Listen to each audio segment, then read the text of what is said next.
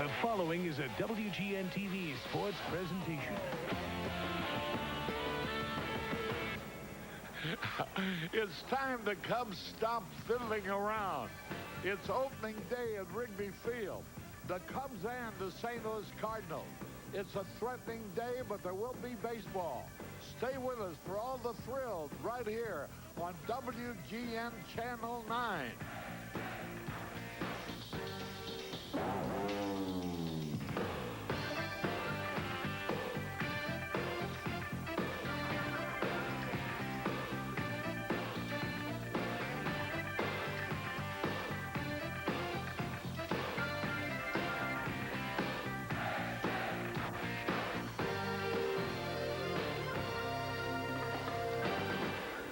Chicago Cubs baseball on Channel 9. The Cubs are brought to you by Bud Light. Everything else is just a light. By True Value. Got a tough job to do? You can do it with True Value hardware stores. Buick and your better Buick dealers. Depend on their cars. Rely on their service. By United. Chicago's hometown airline is proud to be the official airline of the Chicago Cubs. By your local 76 dealers who invite you to go with the spirit of 76. And by Diet Pepsi. You got the right one, baby. Uh-huh.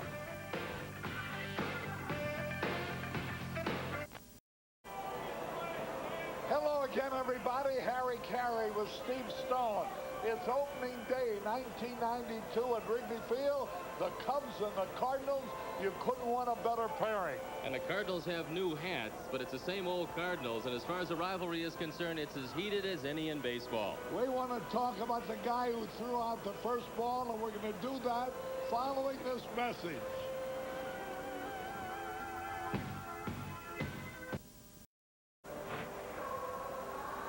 Hello again, everybody. Harry Carey with Steve Stone and Tom Brenneman. We're ready to go in the first game of the home season. There's Mike Ditka throwing out the first ball. And he threw a strike. What a wonderful guy. What a great football coach. And he threw in the baseball, and Joe Girardi threw the football back at him. All right.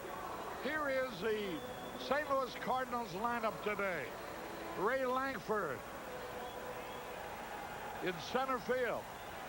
Louis Alicia at second. Todd Zeal at third. Pedro Guerrero at first. Brian Jordan of the Atlanta Falcons playing right. Milt Thompson in left. Pagnozzi to catcher. Jones at short. Dukesbury pitching. Diet Pepsi presents the Cubs defense as you see it right there. We don't want to miss the first pitch of the ball game. And Frank Castillo is ready. And Ray Lankford is waiting. And the first pitch in there, a little bit wide for ball one. 1 ball, no strike. Montreal playing in New York, no score in the bottom of the third. Swung, fouled it off. The count evens up. Baltimore playing at Toronto. Leads the unbeaten Toronto Blue Jays 3-0 at the end of one. Frank Castillo is 1-1 lifetime against the Cardinals. The ERA 3.65 in 2 previous starts. The 1-1 pitch. Over the outside corner, a change of pace, curveball. What a great story, Mike Royko. What a great column he had today talking about the opening day of the season. What a special day for the true, young, pure virgin fan, the kid. Here's the pitch, foul back. And it was so true. Not only the big leaguers of tomorrow, but the fans of tomorrow as well are the youngsters of today. And special day is the opener. 1 ball, 2 strikes. He was fooled with the change, but he fouls it off. Certainly want to keep Ray Lankford off the base paths because he is one of the fastest of all the Cardinals. Last year, despite hitting just .251, not getting on base all that often, he did steal 44 bases, and he will be running if he gets on. There's a look at Joe Torre, the skipper of the Cardinals. 1 ball, 2 strikes. Just missed. 2-2. Jim Lefevre in his first game as manager of the Cubs at home here at Wrigley Field. You're going to like him. He's an enthusiastic guy. He's a fine major league ball player. He proved himself a good manager at Seattle. And here he is with the Cubs. 2-2 pitch. There's a fly ball down the left field line, out of play, foul. Get well wishes to Mike Berquist, convalescing at St. Francis Hospital. This is a vastly different Cardinal ball club than the one that Joe Torre envisioned when he started this year. He was going to have Ozzie Smith at short, who will be there, but he's sick today. Andres Galarraga was supposed to play first, but he's out for close to 2 months. Jose Oquendo or Geronimo Pena were going to play second base. They're both hurt and on the disabled list. Felix Jose was going to play right field. He's hurt. This team has been decimated by injuries, and yet they played the Mets to a standstill, splitting 2 of the first 4-game series. Hey, struck him out. Langford goes down swinging. 1 out. And Louis Alessia, the second baseman. Pretty good fastball shown by Frank Castillo. He set him up with some off-speed stuff away and then blew the fastball right by him. Saunders 1 away. Alessia hitting 111 for the new season. He was brought up. Ozzie Smith not playing today. A little ill. Flu or cold, bad cold. Alessia has been up and down in the Cardinal change last few years. Fooled by a change on that one. Last year, Alessia hit the 393 at Louisville, but given a brief trial by the Cardinals, he only hit 191. Swung again on a slow curve. Toronto and the Yankees are unbeaten, along with the Oakland A's and the White Sox in the American League. There's the ominous presence of Lee Arthur Smith. Struck him out. Joe Girardi picked the ball out of the dirt and tagged Louis Alessia. 2 up, 2 down on strikes, and Castillo never looked better with his change of pace, slow curves mixed in with a good fastball. There isn't an unbeaten team in the National League. The Pirates and the Phillies are tied, each having won 2-1 in the East. The Cardinals and Mets have each won 2, lost 2. And then Montreal and the Cubs each have won 1 and lost 2. In the other division, the Giants and the Dodgers, along with Atlanta, are tied for first, each having won 2 and lost 1.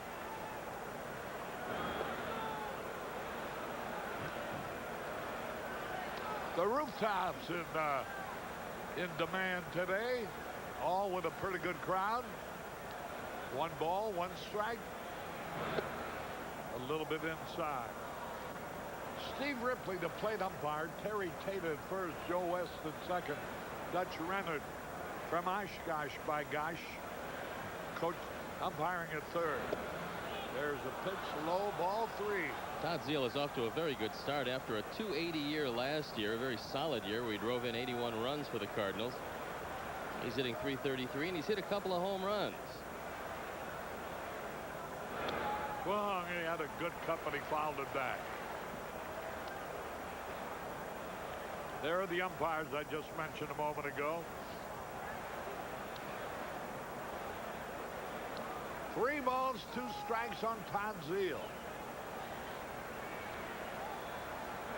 Took him out and struck out the side. How about that? We go in the bottom of the first. No score.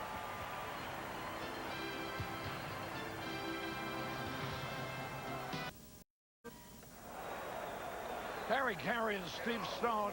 Here's the Cardinal lineup presented by Diet Pepsi. Dunston leads off. Sosa, Sandberg, Dawson, Grace, Smith, White, Scott, Girardi, and Castillo. The defensive alignment for the Cardinals: Thompson on left, Langford in center, and Jordan is in right. Brian Jordan. who plays football for the Atlanta Falcons. More about him later. First pitch to Sean Dunston is a strike ball. Well, Tewksbury is not overpowering. He did have a decent year with the Cardinals last year, 11-12, a fine 3.25 ERA, and he made 30 starts for them. He's got exceptional control. He'll be throwing a lot of strikes today. There's a pitch outside. Tewksbury, who won 11, lost 12 last year.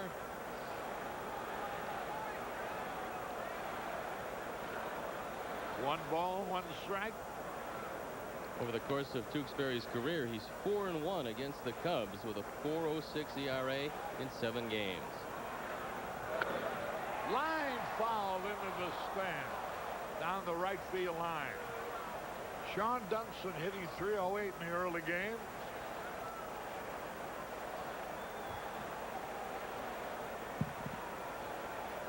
That's a Cardinal cap on, though, isn't it?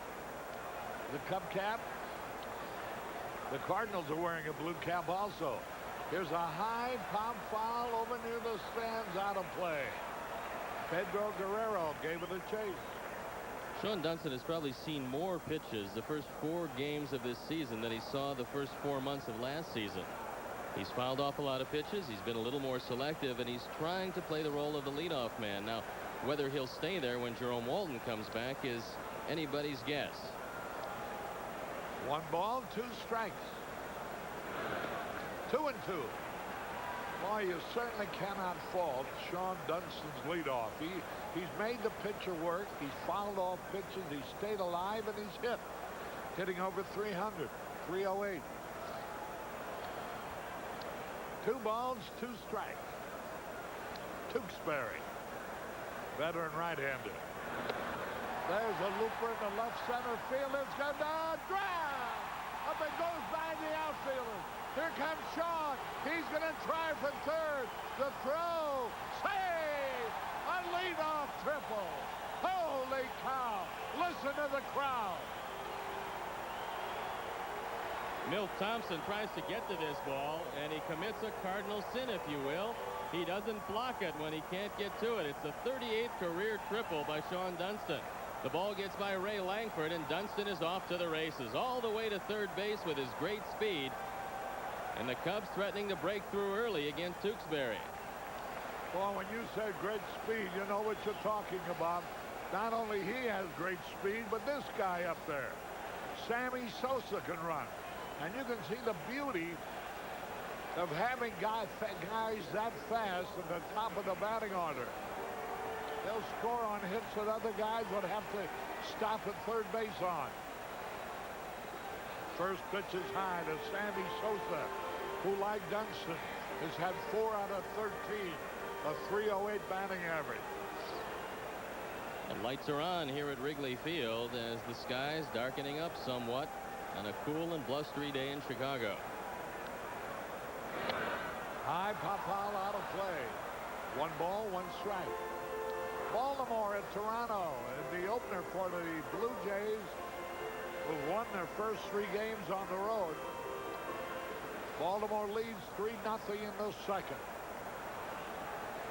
Sammy Sosa with a chance of driving in the run. How about that, Harry? Boy, oh boy. Those guys are very brave men. Swung and he missed the curveball. They should be well oiled at this point because they're going to be mighty sick tomorrow.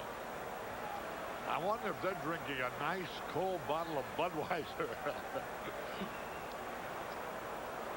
I would think they would be going for schnapps instead. The pitch. High pop foul back. Sammy had a good cut. Normally, Tewksbury is not a strikeout pitcher. Now, he has got to think about a strikeout here. Last year in 191 innings, he only fanned 75 men, so he makes you put the ball in play. He's not overpowering, but if you're on the mound in this situation, you're thinking about a strikeout, probably with a breaking ball low and away from Sosa. Now ready. Outside. Just barely 2, and the count is evened up 2-2. Sam Sosa. A splendid physique for a ball player. Runner at third. Nobody out. Struck him out swinging. Sosa goes down swinging. One away. Here's Sandberg, who leads the club in RBIs with 4. Now, in an effort to stay out of a big inning with Sosa up, Joe Torre had the Cardinal infield back at all 4 positions. And apparently the same is going to hold true with Sandberg.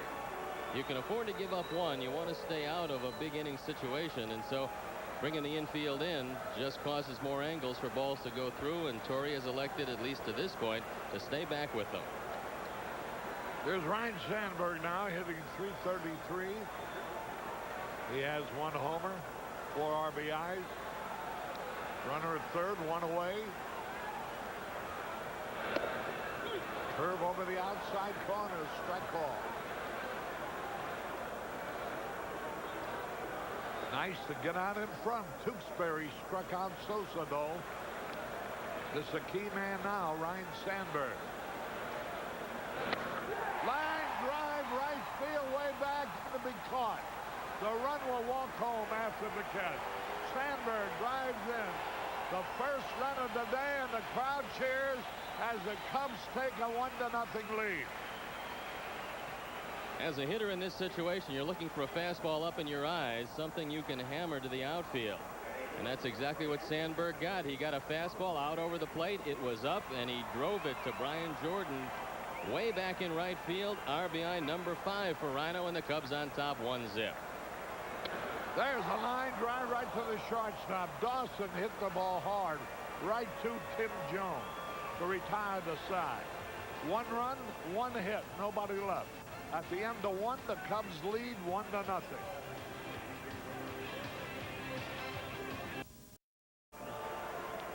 Harry Carey and Steve Stone as we go into the second. There's Jim Donald, head of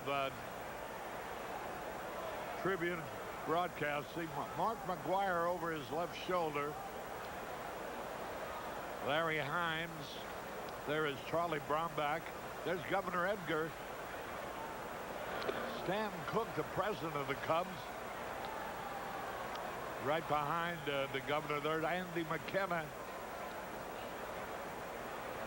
Mike McCaskey of the Chicago Bears, and Bill Bartholomew of the Atlanta Braves. Some of the brass watching the ball game. Curveball in there, a strike call. Pedro Guerrero, all he's doing is hitting .462, 1 homer, 5 RBI.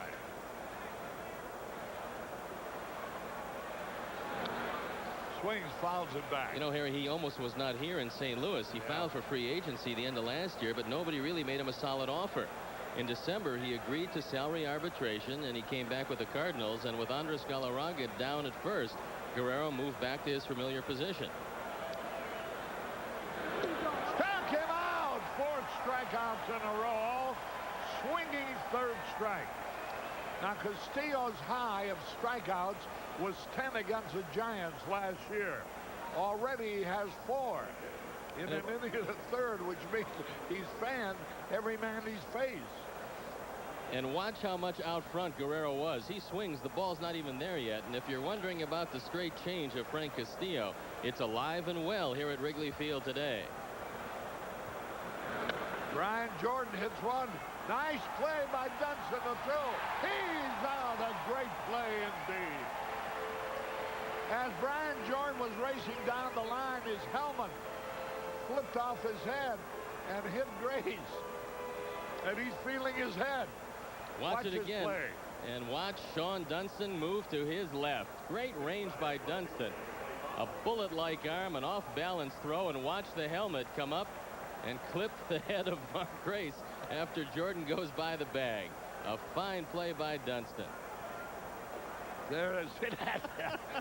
And a head burger for Mark Grace. He hit the coconut right on the target.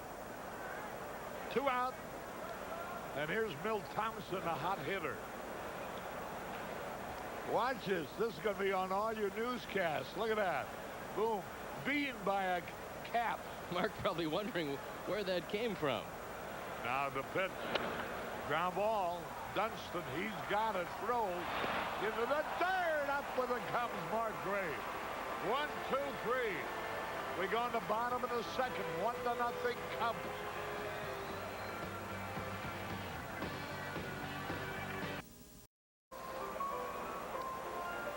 Harry Carey back at Wrigley Field. As Mark Grace. Now watch this play. He comes up with a bad throw. I thought we were going to show you the helmet play again. That was really funny.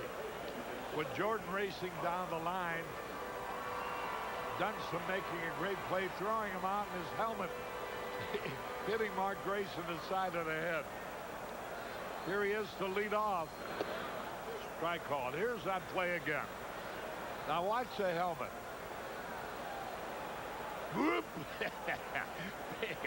Beanball. Grace has a homer this year. Helped win the first game of the season for the Cubs. 1 ball, 1 strike. If Mark Grace stays with a moving fastball at Tewksbury, he's going to be able to get a base hit to left field. Tewksbury will try to work him away and get him to hit the ball that way. The defense plays him straight away. Line drive down the left field line. Fair ball. Grace on his way to second base with a stand-up double. Boy, he really creamed that pitch beautifully, about a foot down the line fair. That's what you have to do with Bob Tewksbury. You know he's going to stay away, all things being equal, and this changeup stayed up. Mark Grace took it to left field. A hitting clinic by Mark Grace, and the Cubs threatening once again. And now here is Dwight Smith looking for his first hit of the season. Dwight had an off year last year, hitting only .228. Ground ball, they got the man trapped. Right back to the pitcher. There's Grace now running towards third. He's tagged out, but Dwight Smith advances at second base. Grace stayed in the hot box long enough to enable a batter to replace him at second base. Dwight Smith was trying to pull the ball, but he couldn't take this sinker away and do anything with it except hit it back at Tewksbury. Tewksbury does the right thing. He runs right at Grace. The only problem here as far as the Cardinals is concerned is the rundown took a little too long and Dwight Smith in at second base. So here's Gary Scott. He's 1 out of 9 for the young season. My good friend Pete Van Anken from Peoria watching the game here. Runner at second, 1 out. Strike call. You know, if you had to make a critique on Dwight Smith, it is a fact he has trouble pulling a ball. And that was a situation, Harry, where he would have loved to hit the ball to the right side and moved along Grace with only 1 out, but he couldn't pull it. Pitch outside, that evens the count. 1 ball, 1 strike. And a different situation with Gary Scott. He's been opening up too soon, kind of jumping at the breaking ball and trying to get out ahead of it. He's got to be patient because National League pitchers are going to try to work him away, and he's got to go right with it. Boy, the outfield playing him very shallow.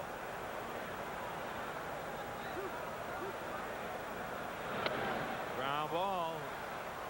If Dwight Smith had been able to do that, would have another run. Bud Scott is thrown out from Alicia to Guerrero, and there's Joe Girardi now. He's 1 out of 1 so far this year. Talked with Joe Torre about the multitude of injuries on this team, and he said he's not concerned with the guys who can't play. He's got to be concerned with the guys who are playing and getting the best out of them. That's well put indeed. There's a look at Joe, a world of experience. This is his 3rd trip around as a major league manager. Not only that, did he worked in the broadcasting booth. Well, we know that makes Angels him a much better manager. For a long time, and that made him, I guess, even smarter. A high pop foul back out of play. Normally, as an 8th hitter, you've got to be very patient in this situation with 2 outs. Because it's very easy for a pitcher with the control of Tewksbury to play around, throw the ball just off the corner. And if you walk him, you still have the pitcher due up next. So Joe has got to be patient and try to get his pitch. Girardi waiting. 1 ball, 1 strike. A little bit outside. 2 balls and a strike. Dwight Smith, the third. 1-0 Cubs. Strike over the outside corner. And that evens it up 2-2. Joe thought it was too far outside and low, but Steve Ripley said no, it was good. 2-2 pitch. Fouled it off. Boy, nice crowds on the rooftops. Couple of barbecues going on.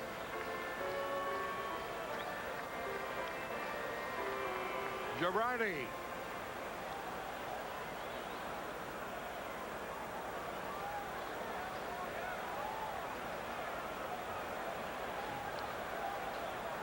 The pitch.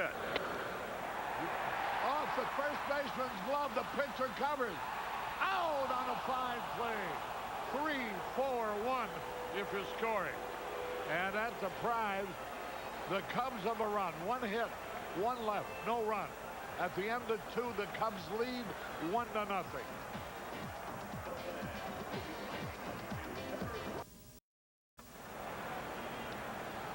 Harry Carey back at Wrigley Field as we go in the top of the 3rd. 1-0 in favor of the Cubs. Oh, I was so saddened to hear the death of Elizabeth Grogan Barry, mother of Jack Barry, my good friend, and Margaret Mary O'Neill, Emmett O'Neill's wife. Her late husband was a judge here, former football star, Notre Dame, played with George Gipp. She passed away Wednesday night. And our sympathies and condolences to Jack and Margaret Mary and her large family of grandchildren and great-grandchildren.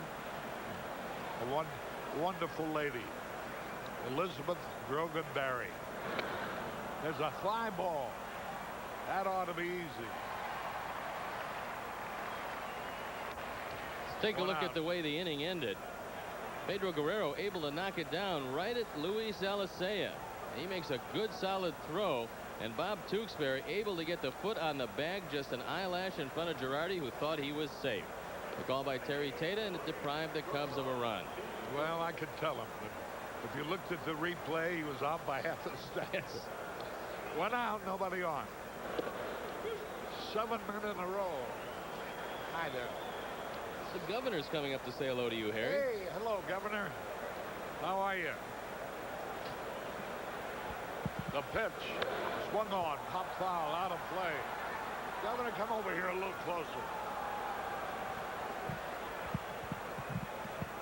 Little did you dream about how soft this job of being governor would. Well, there are some good days, and this afternoon's one of them. One of the few. Oh, yeah. Here's a pitch. You got 2 good ball clubs in Chicago. The White Sox being favored by many to win the American League, and hopefully the Cubs have a chance in the National League. Would it be great to have a Subway World Series? That certainly would. Do we have a Subway? I think we'll build one. Everything going along all right? Oh, it's fine. It's, you know, we're like most people. We don't have enough money, but that's part of it right now in government. But it's nice to, you know, have these kind of breaks to get out here and enjoy some of the more important things in life. Yeah. Tell me about the casinos. I certainly hope that they talk you into liking that. I mean, a lot of jobs, a lot of money for a lot of people. Well, but the trade-off, though, it could cause a lot of jobs for people in other, like horse racing, riverboat gambling, and the rest of the state. Well, that's so gambling, too. Well, I know, but if they lose their jobs, then you got to look at the trade-off and determine just where you gain jobs, or, you know, if we gain jobs, that'd be great, but if we gain jobs in one part of the state and loses them in other parts of the state, I'm not sure we come out ahead.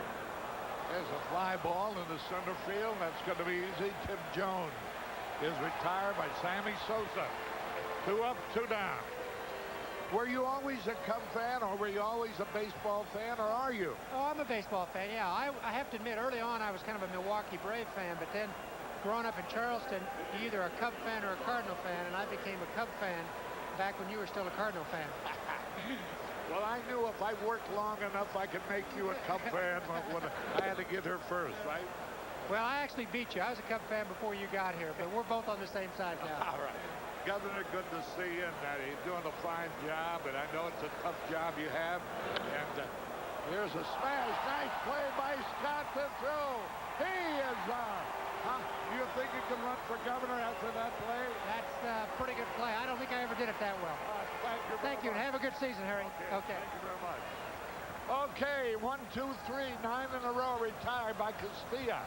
We go into the bottom of the third, 1-0 Cubs.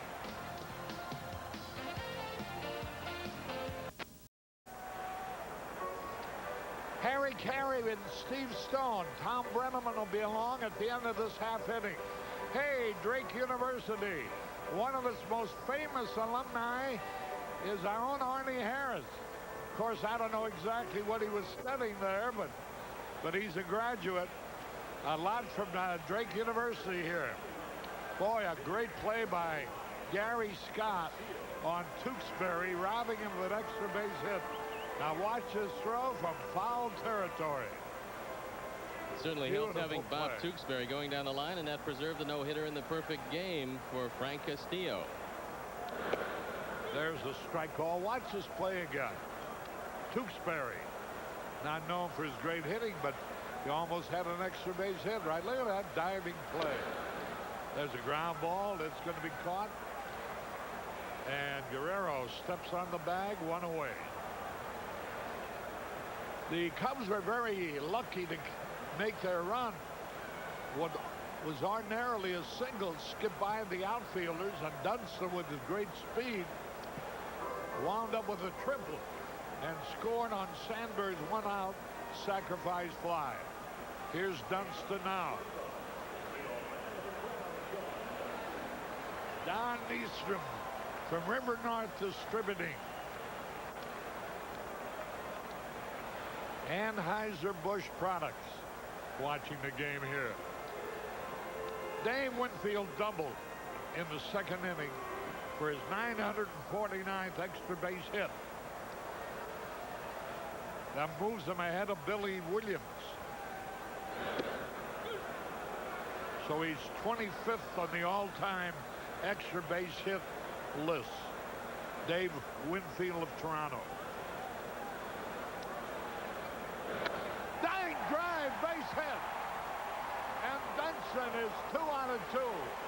And the way he's going, he may be leading off the rest of his life. Sean Dunston doing everything he possibly can to ensure himself a spot at the top of the order. He gets a fastball right down the middle. It's coming right at you at home.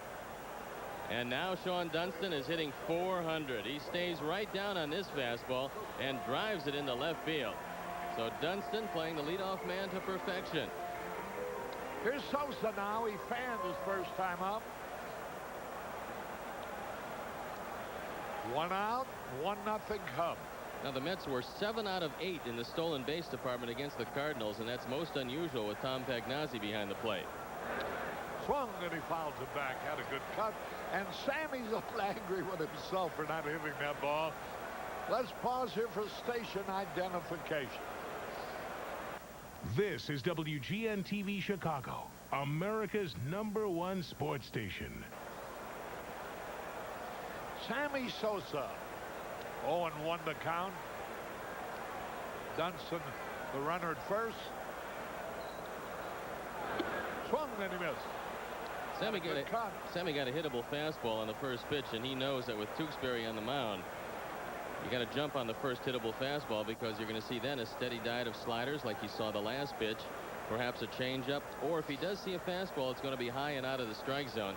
And look for Tewksbury to go there in this pitch. Montreal leading the Mets in the Mets home opener, 1-0, the bottom of the 6th. Dunston the lead. A little bit high inside. 1 ball, 2 strikes. Sammy chases that high fastball a lot. And that's what he's going to see a lot of from a pitcher who's got pretty good control. 1 ball, 2 strikes. 1-0 Cubs.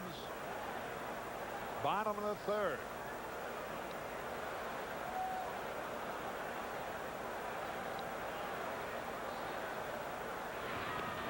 Throw to first. 1 ball, 2 strikes. Dunston running very well in the early going. 2 for 2 in the stolen base department.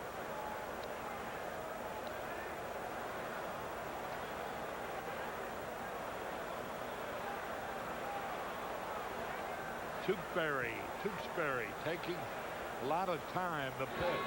Struck him out again. A curveball. And Sosa goes down swinging. And that is a second strikeout for Tewksbury, both at the expense of Sosa. Here's Sandberg with 2 out.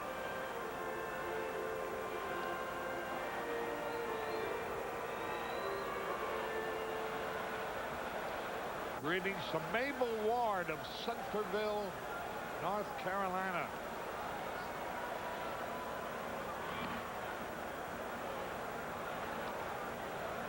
Boy, the Cardinals sure got a lot of walking wounded. No fewer than 7 players are disabled. Curve outside. Sandberg hit the ball well his first time. A long sacrifice fly.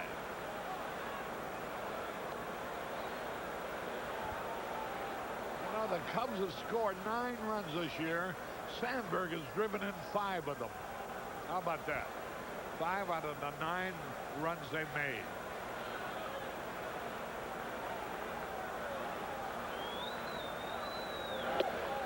In there, a beauty.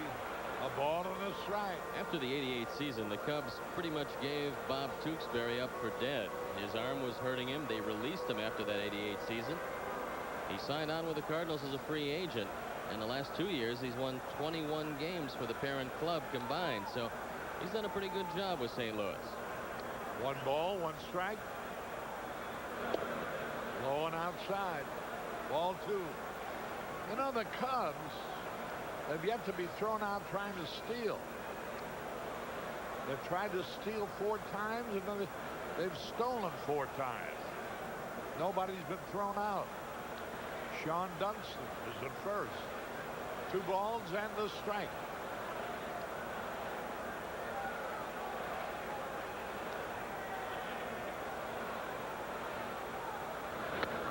Long drive foul down the right field line.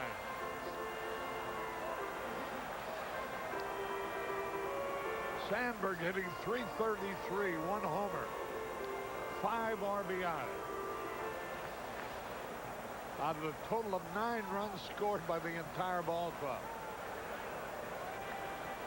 2 balls, 2 strikes.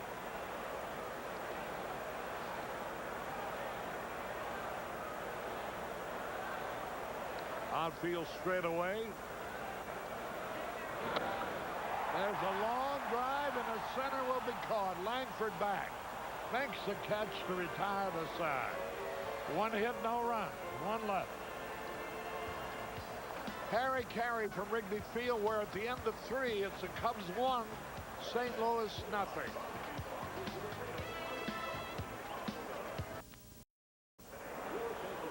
Hi again, everybody, along with our producer-director, Artie Harris and Steve Stone. I'm Tom Brenneman back at Wrigley Field for the 92 home opener, and Frank Castillo has been absolutely sensational for the first 3. He's knocked him down in order. He fanned the first 4 men that he faced, and now he's getting him to hit the ball. But, Tom, both pitchers getting the ball over the plate. Castillo has been absolutely perfect, and Tewksbury matching him pitch for pitch, except for a misplay in the outfield. Ray Langford, the top of the St. Louis order, leads it off, and he hammers a single into left field. So the first base runner for the Redbirds is Ray Langford, and, of course, he can really run on the bases.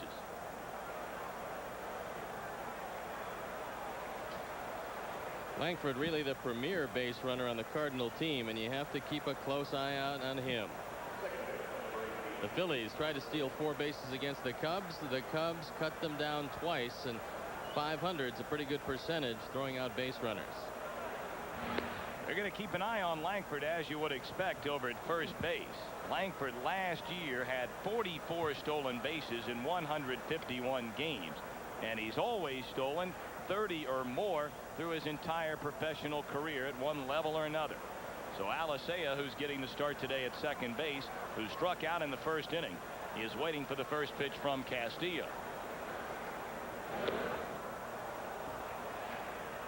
This year must seem like a gift for Luis Alicea because he was ticketed to go to AAA.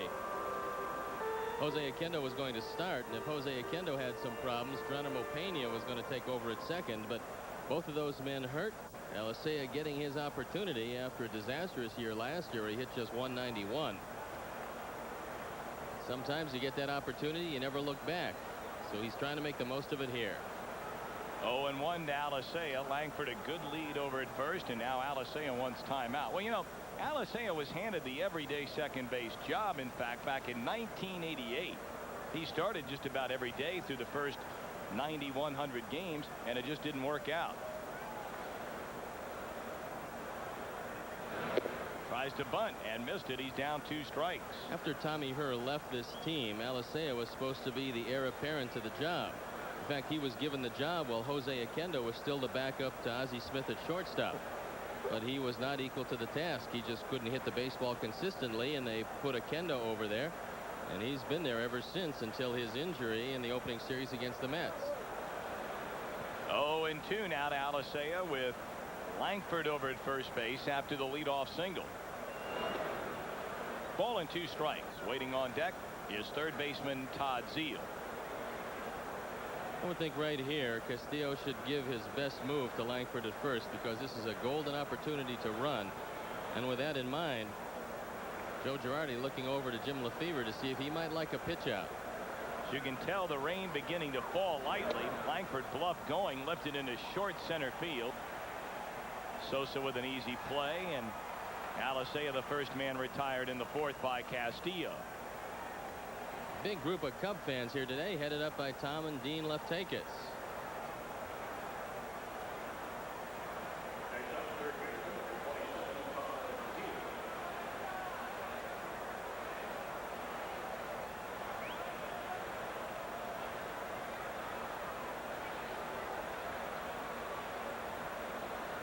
Umbrellas in various colors popping up all over Wrigley Field. And you make do with what you have. If you don't have an umbrella, well, then that garbage bag is probably the next best thing. Zeile struck out, ending the first inning. That's when Castillo, in fact, fanned the side. Another big group of Cub fans on hand from New Orleans, from the Storyville Comedy Store, headed up by Jim Monahan and Steve Baker. Strike 1 to Zeile. Well, that's what we're talking about. I mean, you know, you got to make do with what you have. Anything you can do to stay out of the wet weather. And it is starting to be some wet weather around here. Already a little chilly and windy as well. It is downright cold, in fact, not just a little on the chilly side. Todd Zeile, a very aggressive hitter who really straightened out his offensive game when he moved to third base. Joe Torre, who made the same conversion from behind the plate to third base on an everyday basis, told Zeile that in the long run it'll be a better spot for him, and he finally accepted that shift. 0-1, and Jim Lefebvre thinking pitch out, but Langford not going anywhere, and that'll even the count at a ball and a strike. Well, the first time Jim Lefebvre has managed a regular season game here at Wrigley Field for the Cubs. Of course, he had the preseason game against Milwaukee, and they won that game 1-0. So right along the same trail so far in this one. And the same kind of day is that opening exhibition day here, but the wind blowing in toward the Cub dugout. Langford staying plenty warm over at first base. Now he wants timeout. The Cardinals thought they were in great shape coming out of spring training, only to see their lineup decimated by injuries. Joe Torre said before the game that he's never seen anything like it. Watching his starters go down one after another, having some problems in the starting rotation with Bryn Smith going on the disabled list with a sore elbow. 1-1 to count, and Zeile looks at a pitch inside. Zeile already with 2 home runs this year. I'm sure that you and Harry touched upon the fact that At Busch Stadium this season, in the alleys, they've moved the fences in 8 feet from where they've always been since Busch opened up. Straightaway center's been brought in 12 feet, and what once was a 10.5-foot wall is down to 8 feet. Langford goes, throw to second base, and got it. What a throw by Joe Girardi. Langford got a great jump. It was a breaking ball down. Look at the lead by Langford. Only a pinpoint perfect throw could have gotten him, and Girardi rifled it down there. The throw is right on the money, with Dunston doing the honors and taking the helmet right off the head of Ray Langford. What a play by Joe Girardi. Outstanding effort. There's a long drive to left field, and it is a tie game. Zeal is third of the year.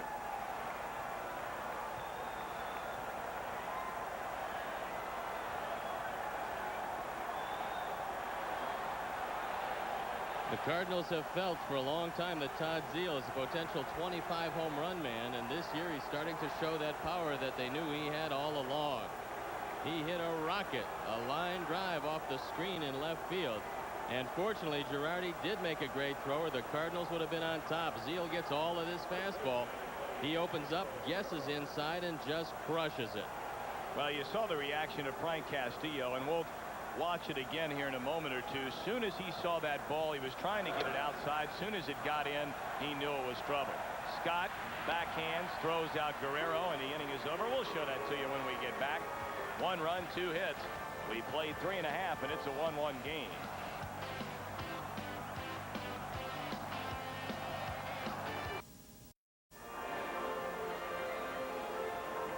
Well, we're playing in Chicago, but there are fans from South Dakota have made the long drive east to check out this 92 home opener. It looks like the weatherman is going to cooperate with him because it's getting much lighter here in Chicago. The light's not really a factor now as the sun is trying to peek through the clouds. And the Cardinals have broken through against Frank Castillo. It's now a 1-1 game. So Bob Tewksbury will go to work against the heart of the Cubs order. He'll see Dawson, Grace, and Dwight Smith. While we have a chance, we want to remind you, Cub fans, plenty of tickets are available for every home game throughout the 1992 season, but be sure to purchase them well in advance. For tickets, stop by the Wrigley Field box office, any Cubs sports shop, or call 312-831-CUBS. Again, 312-831-CUBS. And lots of fun at Wrigley Field, Chicago's place to play.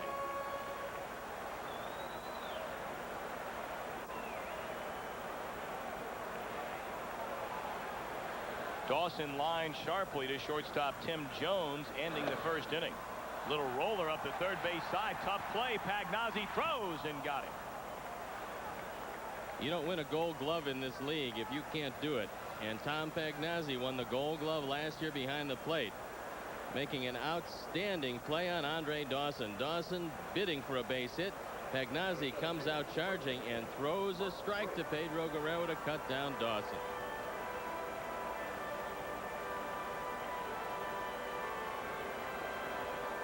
Grace doubled down the left field line leading off the second inning, but then, well, not the best base running in the world on a one-hopper back to the pitcher, and he was caught in the rundown. 0-1. Despite that batting average, not where Mark Grace would like it, he has hit the ball fairly hard in the opening 4 games. Boy, Tewksbury, when the catcher puts that mitt down, he more times than not knows exactly where the ball is going. Last year, just 38 walks in 191 innings, and he's got outstanding control. Ball and 2 strikes, 1-1 game, bottom of the 4th inning, nobody on, and 1 man out. I'm Tom Brenneman along with Steve Stone in this 1992 home opener for the Cubs.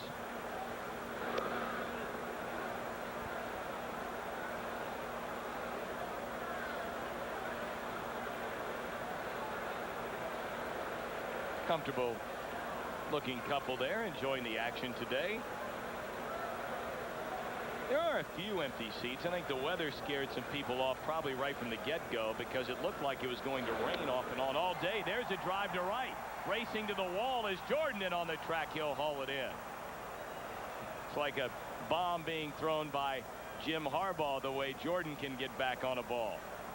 Well, as a starting strong safety for the Atlanta Falcons, you know he can go backwards just as well as he can run forwards. And he's an interesting story. He probably wouldn't have had an opportunity to play but for all of the injuries. Last year he left the Cardinals AAA Farm Club in July to go to football training camp.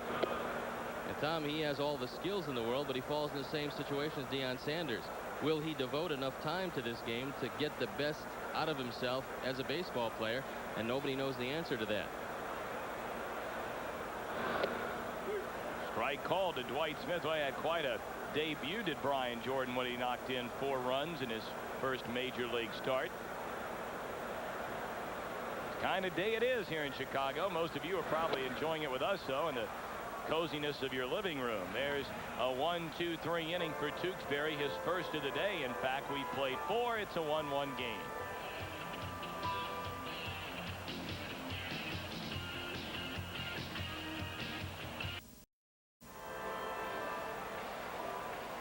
Cub fans, if you remember our segment last year called Any Questions, anything you want to know about the Cubs or anything about baseball, send it to Any Questions for Kids' Sake, WGN TV, 2501 Bradley Place, Chicago, Illinois, 60618. I'll be happy to answer them. And this year, the best question of the week will receive a free subscription to the Cubs Vine Line.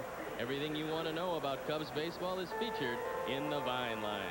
Well, the Cubs have made a change defensively. Sean Dunston has been taken out of this game and now playing it short. Appearing for the first time this season is Jose Vizcaino. So as soon as we get word on Sean Dunston, he had in fact tightness in his left hamstring. So Dunston listed as day to day. Vizcaino takes over as Brian Jordan is down a strike to Castillo. Jordan, a hot smash back up through the middle, and Dunston made a great play on it to throw him out. You throw this guy out at first on that kind of play, you better have an arm like Sean Dunston. There's Arnie Harris' hat shot. A little too big, but nonetheless, the youngster's enjoying the game. Jordan hit .264 last year at Louisville. Showed flashes of power, but he's more a line drive hitter than a home run hitter. He hit just 4 home runs last year, but bear in mind he only played in 61 games, and probably part of his mind was on the ensuing football season because he only had half a year with the Louisville team. 1 ball and 2 strikes. Frank tried to get him to go fishing something down and away. Nothing doing, and the count is even up. Montreal is leading New York 2-0. Doc Gooden, a pretty good debut today. He has been taken out of the game, and they're in the bottom of the 7th at Shea Stadium. Sharp one hopper. Vizcaino in the dirt, and Grace has to dig another one out. Must be something about shortstop that induces throw in the dirt here at Wrigley Field. Mark Grace is becoming a magician with the glove at first base. This is a hot smash and a tester for Vizcaino right off the bench. It looks like Jose tried to bounce that ball over there, Tommy. I'm serious. It looked to me like he was backpedaling on the hot smash, and he figured he'd take advantage of it. Grace to his right. Nifty pickup. Beats Milt Thompson to the bag, and 2 away in the Cardinals' 5th. Let's isolate on Mark Grace as he digs one out of the dirt. Good range to his right. And he beats Thompson easily. The Cubs are not used to seeing Thompson 0 for 2 after 2 at-bats. He's generally killed them in the past. That'll bring up Pagnozzi. He flied to right fielder Andre Dawson leading off the 3rd inning. 1-1 game. We're in the top of the 5th. Good pitching matchup. Castillo against Tewksbury.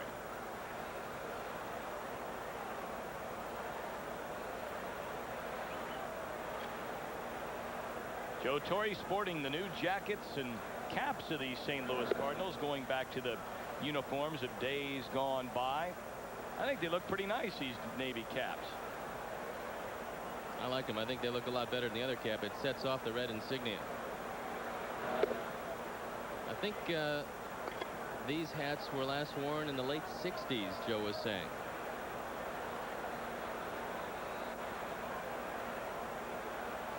Pagnozzi had a fine year last year.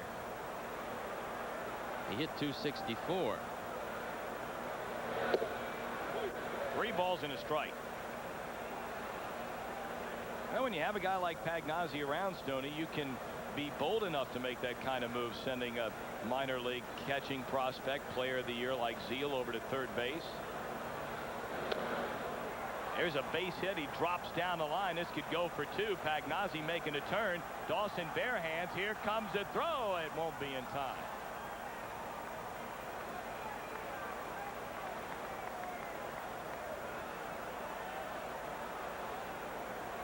This one up a little bit higher than Castillo wanted it, and Tom Pagnozzi drops it right down the line in right field. Now, just because he's a catcher does not mean he can't run. He stole 9 bases last year. He's got good speed, and his second double of the year.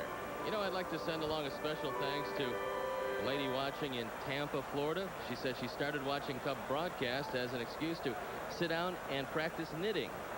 Well, it worked out well. She knitted me a beautiful sweater, sent me a box of cigars, and Liz Mann from Tampa, Florida, we thank you very much. Really is a nice sweater. It's a beautiful sweater. I decided there aren't any better times to wear it than today. Strike one to the shortstop, Tim Jones. You know, we didn't have a chance on Tuesday. It slipped my mind, but while we have a chance, a Chicago native, congratulations goes out to Mike Krzyzewski. He is the head basketball coach of the Duke Blue Devils. Second national championship in a row. Terrific guy as well. Class guy. Grew up not far here from Wrigley Field. Always been a Cubs fan. Put together some ball club. Got to be careful right here, because although Jones is not a great hitter, you do have Tewksbury, a right-hander, coming up next. Grace charging in from first, and he'll beat Jones to the bag, which will end the inning. One hit, one man left. We've played 4.5 in this 92 home opener, and the Redbirds and Cubs are even.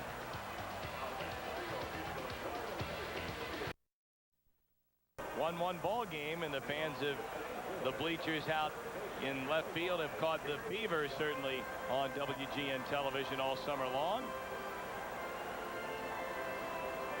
Gary Scott will be followed by Joe Girardi and then Frank Castillo in the Cubs' fifth. Scott bounced out to second base back in the second inning. Cubs have only collected 2 hits in the game. Make that 3 hits against Tewksbury. He knocked him down in order, though, for the first time in the last inning.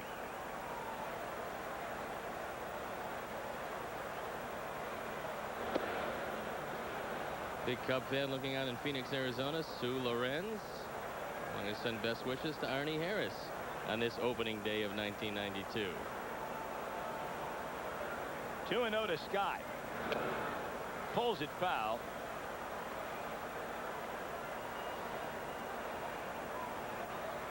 Second consecutive year Gary Scott has opened at third base for the Cubs. For that matter, the entire infield has opened back-to-back years. Scott, Dunston, Sandberg, and Grace. First time that's happened in many a moon. Back up the middle into center field ahead. That's a great way to start off this 5th inning. Gary Scott hitting the ball hard, hitting it back up the middle, and you got to root for Scotty to have a good offensive year, because his glove is just outstanding at third, and he hits this ball right on the button as the Cubs try to break this 1-1 deadlock. Joe Girardi, a tough luck out back in the second inning. He hammered a one-hopper to the right side of the infield. Guerrero tried to backhand it. It went off his glove right to the second baseman, Alicea, and a heads-up play by Tewksbury to get over to the bag and take the throw about a half step in front of Girardi.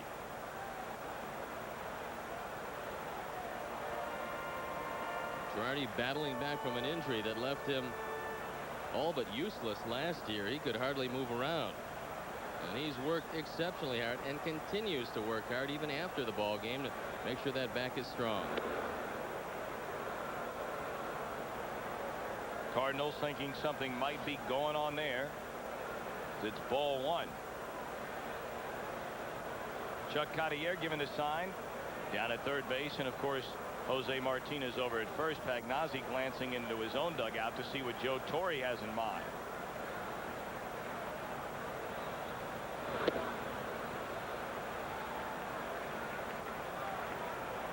There has not been a walk in this game, as both pitchers have shown an uncanny ability to, number one, stay ahead of the hitters, and number two, just throw strikes exactly where they want them when they want them. I don't know if that girl realizes it, but there's not a whole lot of sun to be had on the body today. And she's looking up at that sun like she's catching a tan. Could be two. Alicea, Jones to Guerrero, and it is a 4-6-3 twin killing.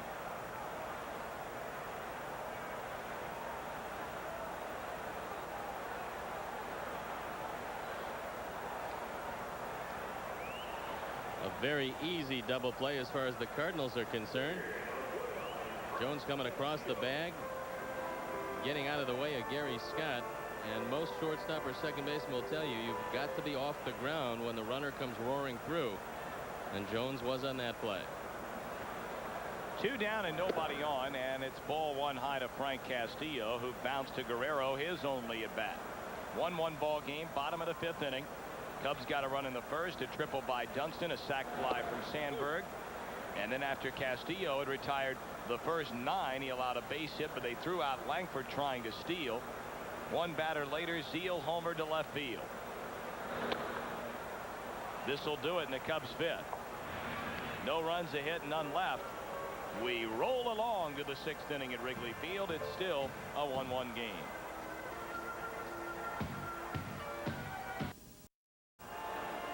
Follow the Cubs during the 1992 season by subscribing to Vineline, the official newspaper of the Chicago Cubs. Subscribe now and receive a Cubs limited edition commemorative all-Ivy team print of the 28 greatest Cubs players of all time. Yours free with a paid subscription to Vineline.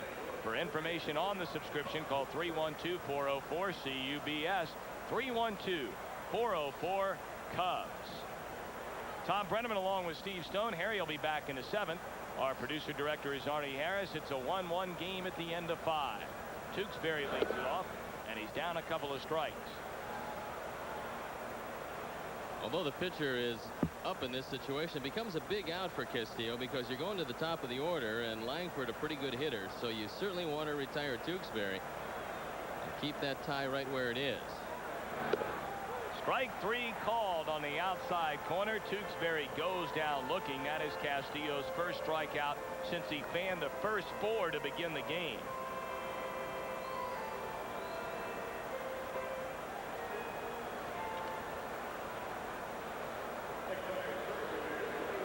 Frank has been in control except for the one bad pitch to Todd Zeal in the 4th inning.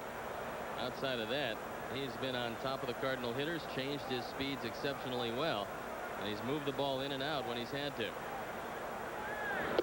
Ray Langford looks at a strike. Langford has struck out and ended the string of 9 retired with a single in the 4th inning. Then he was thrown out stealing.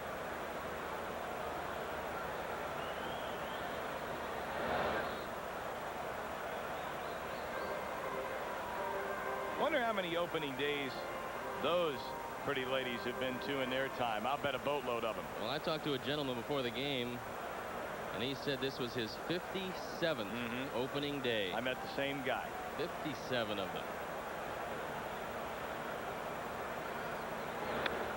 Langford lifts one into short left. Smith will take it. 2 away. This copyrighted telecast is presented by the authority of the Chicago National League Ball Club, which has a right of approval of the announcers and is intended solely for the private, non-commercial use of our audience. Any publication, reproduction, retransmission, or other use of the pictures, descriptions, and accounts of this game without the express written consent of the Chicago National League Ball Club is prohibited. We got to get back to that stopwatch on that thing. Didn't we put a watch on that last year for you? Thought we did. Well, I really have to speed it up, but when you have I mean, you got it down. It's okay now? It's perfect. Oh, good. we ever run into that in our regular lives, we're going to be in good shape. You better believe that. Still hoping and waiting.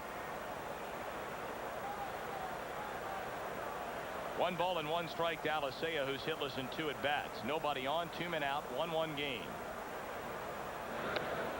Fouled out of play. Hey, later tonight on Channel 9, the Bulls begin the first of 2 back-to-back games against Chuck Person and the Indiana Pacers. Join Dan Rowan for Bullseye at 7, followed by the game at 7:30 tonight on Chicago's very own Channel 9. Strike 3 on the inside corner. A 1-2-3 frame, and through 5 1/2, it's 1-1.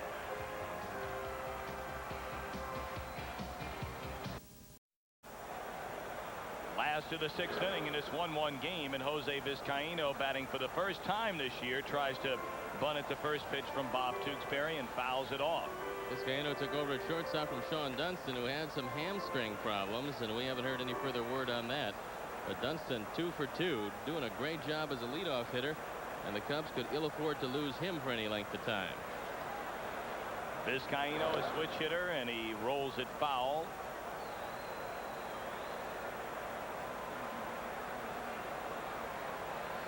That's a good look. Another hat shot by Arnie Harris.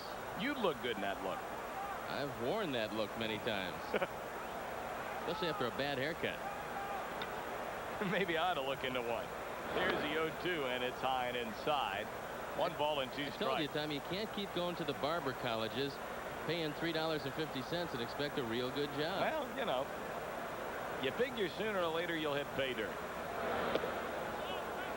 2 balls and 2 strikes. That's not that bad. That's a good look. Well, that's because you're wearing the headset. If you wear the headset at night, your hair will look a lot better. Thank you so much. I appreciate that. 2 balls and 2 strikes. Vizcaino, a roller to the shortstop Jones. Routine play, and Jose retired. You know, Tom, one of the traps you can fall into in this ballpark, and I think that Jim Lefebvre hasn't obviously managed enough games here yet. He came out of a small park in Seattle. This also is a small park. But in Seattle, where you don't have wind as a factor, you can sit back and play for the big inning. In this ballpark, when the wind blows in on a cold day, you've got to be aggressive on the base paths. Now, the Mets stole 7 out of 8 bases against Tom Pagnozzi, so maybe he doesn't have his defensive footwork down to this point. But the Cubs have been strangely silent on the base paths over these first 4 games.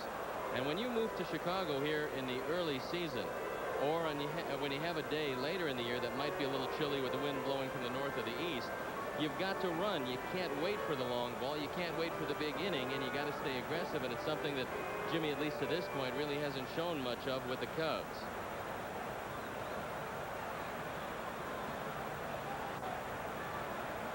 Oh, and 1 the count, and there's a breaking ball down and away. Where you see the tornado watch includes Cook County and a number of others in the greater Chicago area. Should something develop, of course, Channel 9 News will jump right in and pass any information along. We'll be the first to let you know because we'll be blown out of the booth. Here's a strike called to Sosa. Yeah, if you hear this, all of a sudden distant fall. Stoney screaming as he drops down to the lower level. You know, the wind we're in trouble. Has whipped up somewhat. Right. Touchdown up here. Oh, that didn't miss by much. Tewksbury wanted that pitch. 2-2 to Sosa. 1-1 game here in the 92 season opener, and it's been a great pitcher's game. Tewksbury for the Redbirds, Castillo for the Cubs.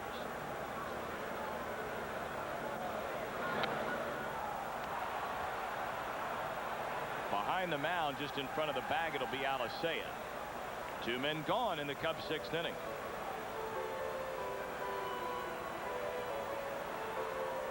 Last year, the Cardinals finished 2nd. And Joe Torre says that he felt that they learned something by that year. They had some young ball players who came of age. Guerrero had a pretty good year for him. Zeal was just starting to be the ball player that Pete Van Aken and Peoria knew he'd be when he faced him at Springfield. But he says they didn't quite have the talent to catch Pittsburgh. He says this year might be a different story, and he's very high on his team despite all of the injuries. 2 down for Sandberg, who's knocked in the only Cubs run of the game way back in the 1st inning when he lined a deep fly ball to Brian Jordan, getting in Dunston, who had tripled to begin the game in from 3rd base. So Sandberg 0 for 1. He's batted in 5 so far this season.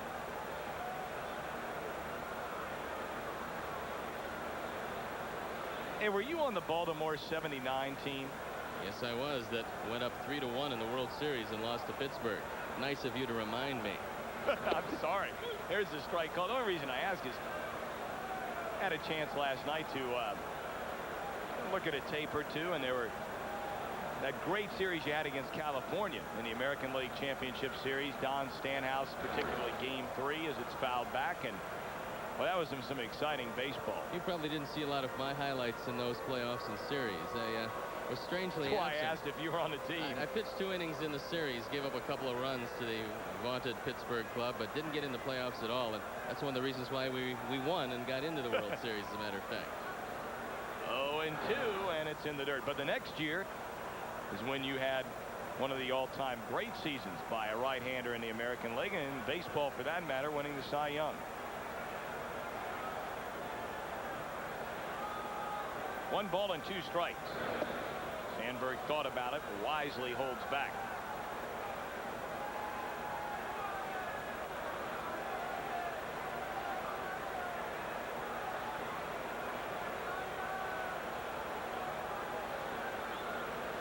Two. Popped up along the infield. Again, Alicea wants it just behind the mound, and he has it. Boy, Tewksbury is cruising. We've played 6. Harry back on board in the 7th. Still, Cardinals and Cubs 1 apiece.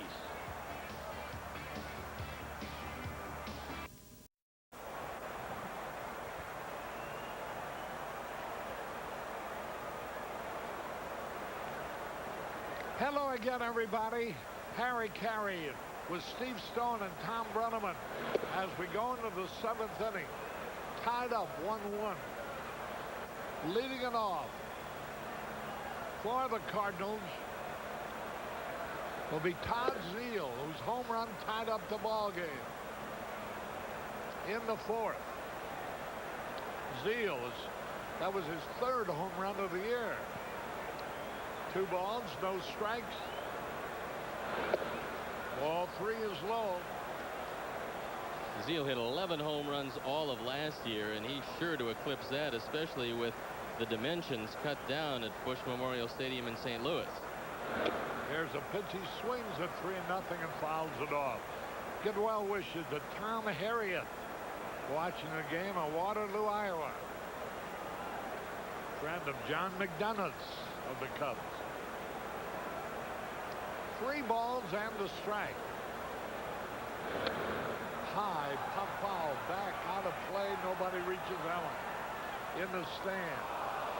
The sun trying to shine. The lights are on.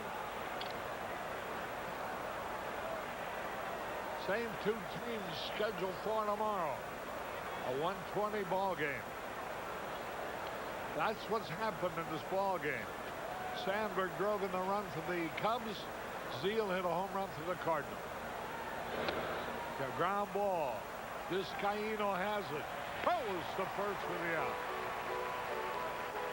1 away. And here's Pedro Guerrero. You don't lose much defensively with Jose Vizcaíno at shortstop. He's got good range, a very strong arm. Certainly you're going to miss the bat of Sean Dunston if he's out for any length of time, but defensively, Cubs have a very solid infield. 1 man out. Guerrero got to be careful here. Line drive. Oh, what a catch. What a catch by Gary Scott. What a sensational play. And that brings the crowd roaring to its feet. We've been extolling the virtues of Gary Scott defensively all spring. And he shows you right here, he's got great reflexes. He's very quick to either side. This is just an outstanding effort. He's made a couple of good plays today. And he really is an improvement defensively at third. What a play that was. There's Ryan Jordan now, the rookie right fielder. Hits a high fly ball. Should be caught. Dawson is there, and he has it. 1, 2, 3. Nothing across. We go in the bottom of the 7th, all tied up. 1-1.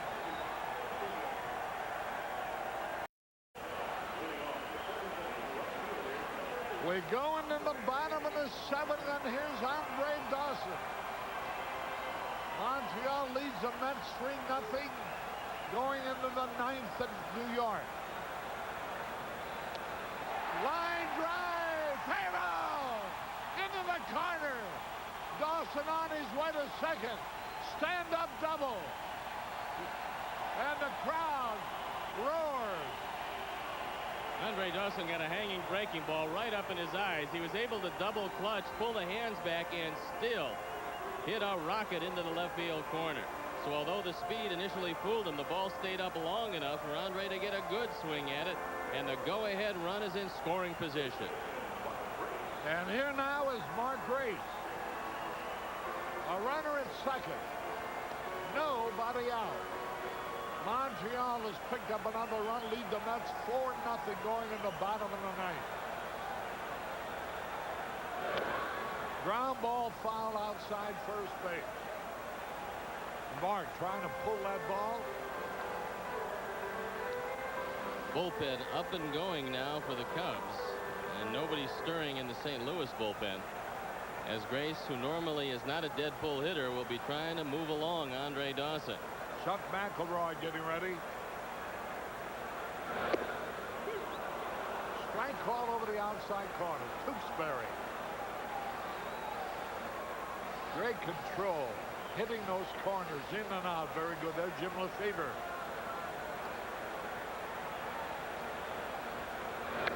Ground ball to the shortstop. Easy out, and Dawson has to hold at second base. That puts it up to Dwight Smith.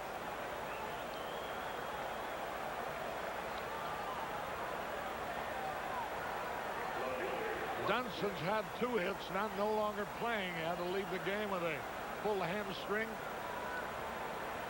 Dawson's had a hit. Grace has had a hit, and Scott's had a hit. There's the pitch a little bit outside.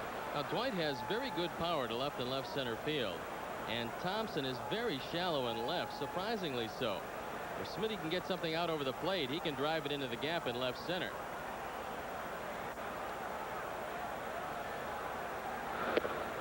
Curve over the outside corner. This Tewksbury has had great control. Every year after year, he's among the league leaders in walks per innings pitched. Usually he's right around 2 walks per 9 innings, and last year was no exception. Andre Dawson, a good lead. Strong, and he fouls it up. 1 ball, 2 strikes. Oh, they're making it tough for Dwight Smith to pull the ball. Looks like Frank Castillo got hit by that one. You don't want to do that to the starting pitcher, Smitty. 1 ball, 2 strikes. Inside. That's 2 and 2 now. Let's pause the station identification.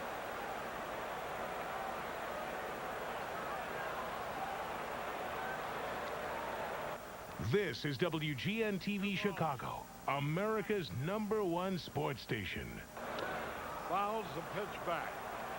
2 and 2.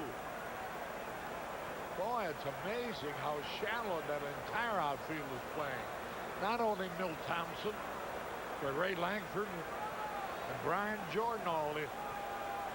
Playing Dwight Smith very shallow. Be hard to score on a base hit directly at an outfielder.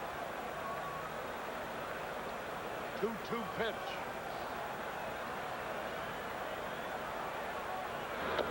Bouncing ball. Easy out. 3 different times Smitty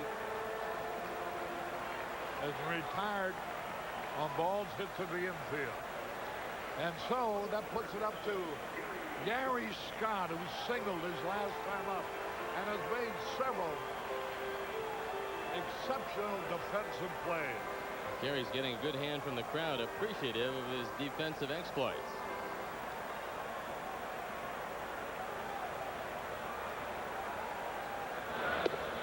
There's the pitch outside.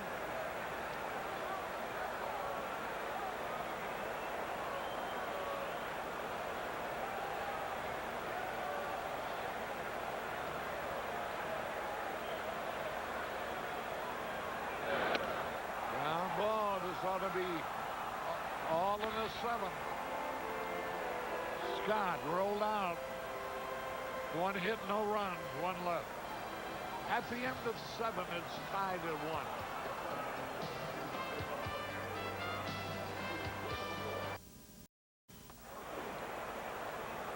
Harry Carey and Steve Stone as we go into the 8th.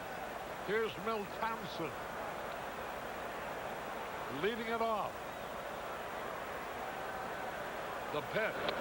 Bouncing ball. Sandberg throws him out on the first pitch. Milt Thompson rolls out. 1 gone is Tom Pagnazzi. Pagnazzi lined to double to right. his last time at bat. Bullpen up and going now for St. Louis as we get down closer to the spot occupied by Bob Tewksbury, and it's Chris Carpenter, who's had some arm problems early in the season. 1 out.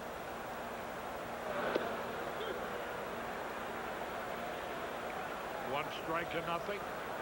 Both pitchers just at the top of their games today. Swung, and he missed the slow curve.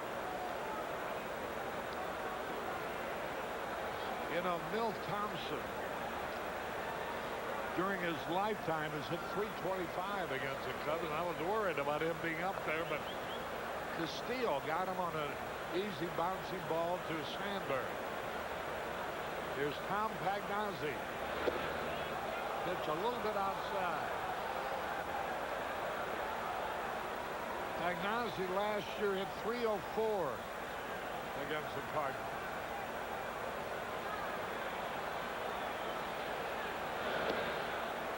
Two balls, 2 strikes, 1 out.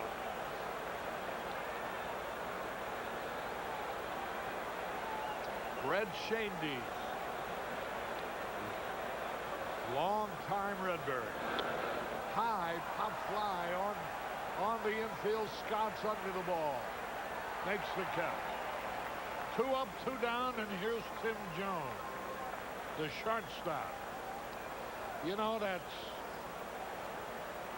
9 in a row retired by Castillo. Todd Worrell is along with Carpenter in the bullpen. That's a great story. Worrell battling back. Lost the better part of 2 seasons with arm problems, but they say he's throwing the ball in the mid-90s once again. Tim Jones, the shortstop, playing in place of Ozzie Smith. Now the pitch, here it is. Strike call. You know that Castillo is allowed a total of only 3 base runners. The pitch, high pop fly, going out. Sandberg calling for the ball, makes the catch.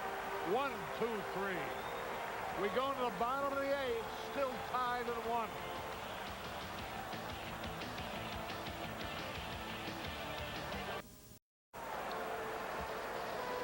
Harry Carey back at Wrigley Field. There is a good way to let people know it's the first Cub game that Jensen's watching.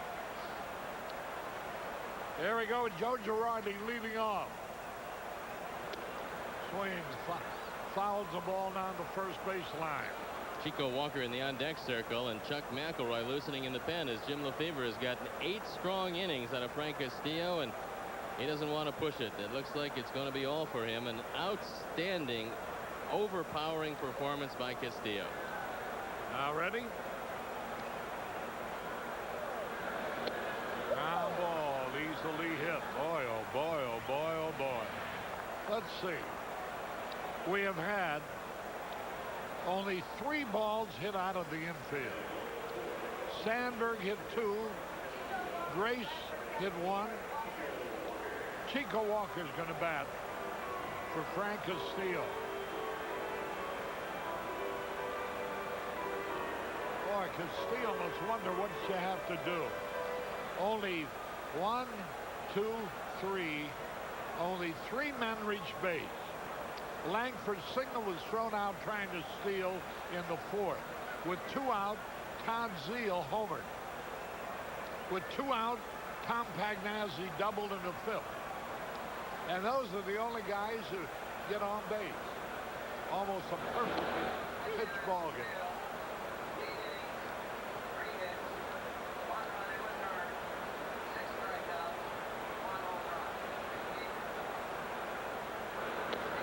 There's a bouncing ball, easy out. Again, we can't get the ball out of the infield. Chico Walker rose to Alicia. 2 gone. That's 4 straight ground balls to second base by the Cubs, who've been pounding the ball all over the infield all day. And here now is Jose Vizcaíno. Bob Tewksbury Tewksbury's made easy work of it.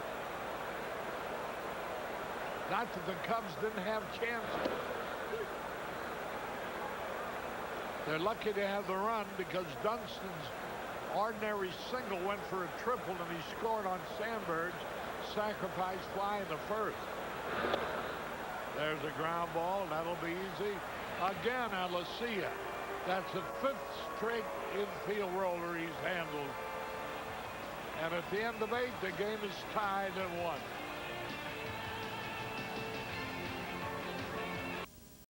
Back at Wrigley Field. 32,569 paid here today. Tewksbury has finished his. He's going to go out for a pinch hitter, Bernard Gilkey. Chuck McElroy in his second appearance threw a brilliant inning in 2/3 behind Greg Maddux in the opener for the Cubs when they beat the Phillies 4-3.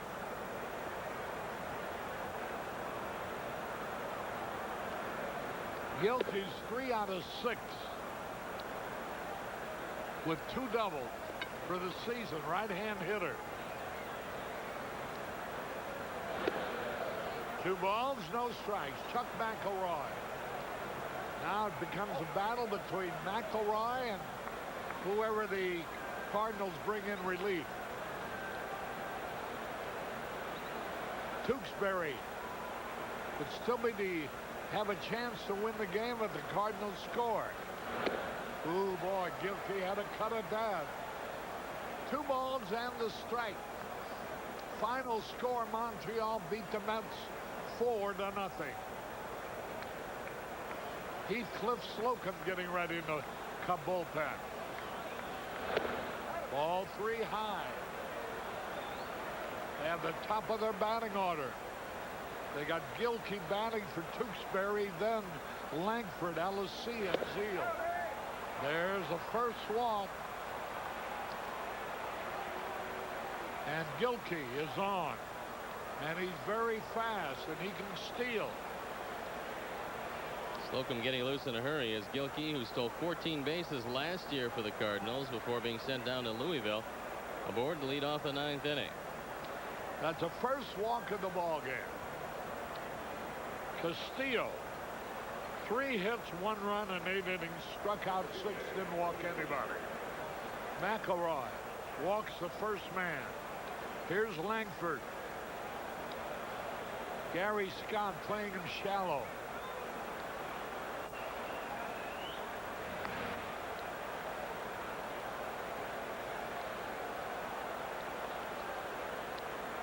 A nippy day here in Chicago. And Gilkey is back again. He's fast. Ray Langford, 1 out of 3. He tried to bunt, he fouled it. 1 strike and nothing. Lee Smith is now throwing in the bullpen. And you can bet if the Cardinals do push across a run, it's going to be Lee Smith the Cubs will be looking at.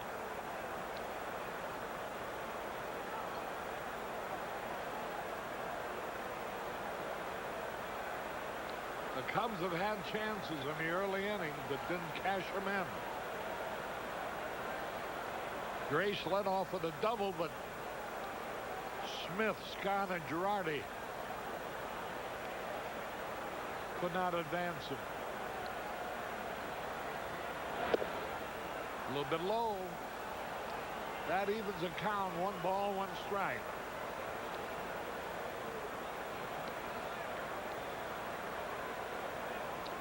And then with 1 out, Dunston doubled in the 3rd. They couldn't advance him.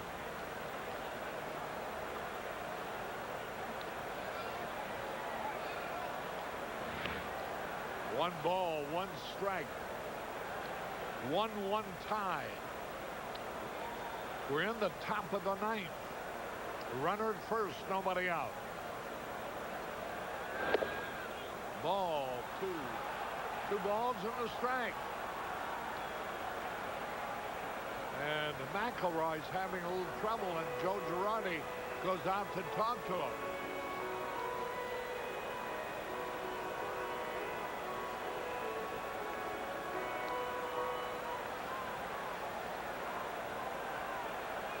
McElroy was brilliant in the first game of the season in Philadelphia when he retired 5 men in a row, 3 of them on strikes, to get the save as the Cubs beat the Phillies 4-3. Ball 3. Langford is trying to lay down a bunt, but McElroy is not getting anything over the plate.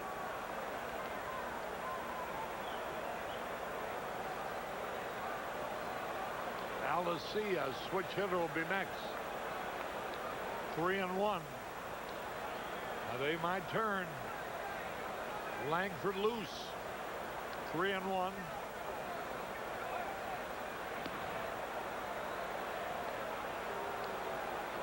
McElroy has thrown enough times over to first base. He ought to be warm. I assume that he's loose by now.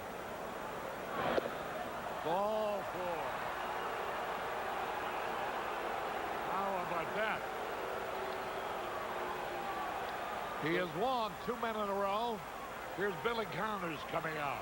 There's going to be a meeting at the mound, and one of the things that the Cubs are going to talk about is what to do with the bunt that will surely come from Luis Alessia.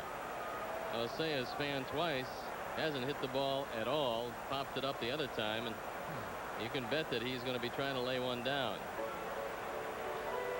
In 10 innings last year against the Cardinals, McElroy walked 5 men and fanned 8 of them. Had a 1.69 earned run average against the Cardinals. But now he has walked the first 2 men he's faced, and he is in trouble. Here's Luis Alessia. He'll be trying to sacrifice the runners along. He does. The bunt's a good one. The throw over to first for the out with Sandberg covering. Runners now at second and third. And now the Cardinals have 2 men in scoring position. And now a decision for Jim Lefevre. You got first base open, and Zeal, perhaps the best hitter on this club to this point. But you have a man up behind him in Pedro Guerrero, who is notorious for hitting with runners in scoring position. I think that Lefevre will walk Zeal and take his chances on a slow-running Guerrero grounding into a double play, probably against Heathcliff Slocum. So the bases are going to be loaded. And this is the 3rd walk of the inning. Charge now to McElroy. Guerrero has grounded into 1 double play this year. A good hitter. Hits the ball hard. The trick is to make him hit the ball on the ground at somebody, not too hard to handle. Pedro can certainly do that, but if you can get the ball on the ground, and that's going to be the decision of Heathcliff Slocum and his low, hard slider, because he will be coming into this game, and that's it for McElroy. And Slocum is going to replace McElroy. We'll tell you more about it following this message. Carrying Steve Stone and Heathcliff Slocum on the mound. Bases loaded, 1 out, and Pedro Guerrero at the plate. Great matchup right here with Guerrero and Slocum. Slocum threw a 1/3 of an inning in his only other appearance in Philadelphia. Let's see if he can get that slider over the plate. You know, just when you think maybe you have a closer, when Chuck McElroy pitched so brilliantly in Philadelphia to hold on to the victory and got a well-earned save, his next time out in the home opener, he walks 3 men in a row. That's baseball. And now Slocum needs a strikeout or a double play.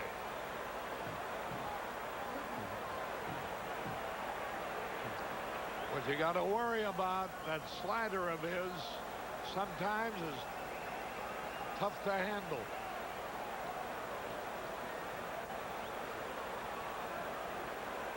Infield is playing back for the double play.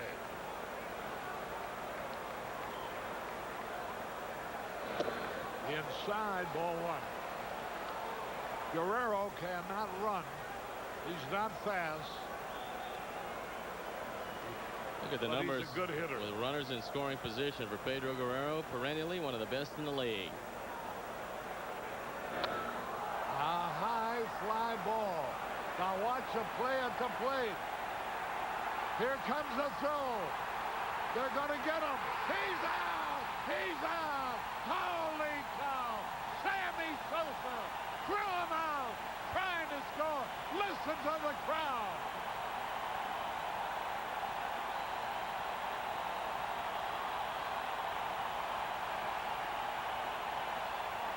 Watch it again. Look at his throw. On a low pickup. And Girardi tags him out. All right. We'll be back with the bottom of the ninth in a moment. Steve Stone. One run a winner now. Watch this play again. Sosa fires it to give Bernard Gilkey. And Girardi was waiting for him. And a standing ovation for Sammy Sosa. He leads off the inning after a great throw in Carex. Puts the brakes on cancer by donating $50 for every Cubs double play, even the game-saving double play. Boy, he's the only guy that could have thrown him out at the plate as fast as Bernard Gilkey is. Todd Worrell on the hill. High fly ball on the first pitch. And Sosa will be 0 for 4 today. Flying out to Langford. Worrell really is a great story for the Cardinals. He missed most of the last 2 seasons, and now he's back throwing the ball good, and this is his 3rd appearance. He's pitched 2 innings, hasn't given up anything yet, and the Cardinals say the fastball is still in the 90s where it was before his arm was surgically repaired. Boy, this crowd really gave Sammy an ovation. 1 out. Here's Sandberg, who drove in the only run for the Cubs. Worrell's pitch. A little outside, ball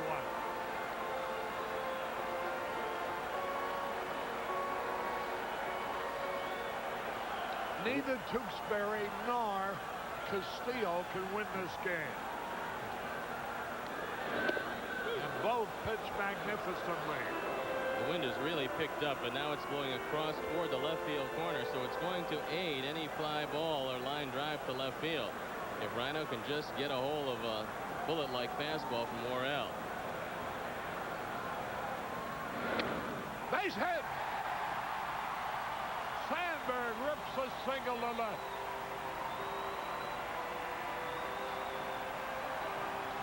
And Rhino keeps his April batting average at .333.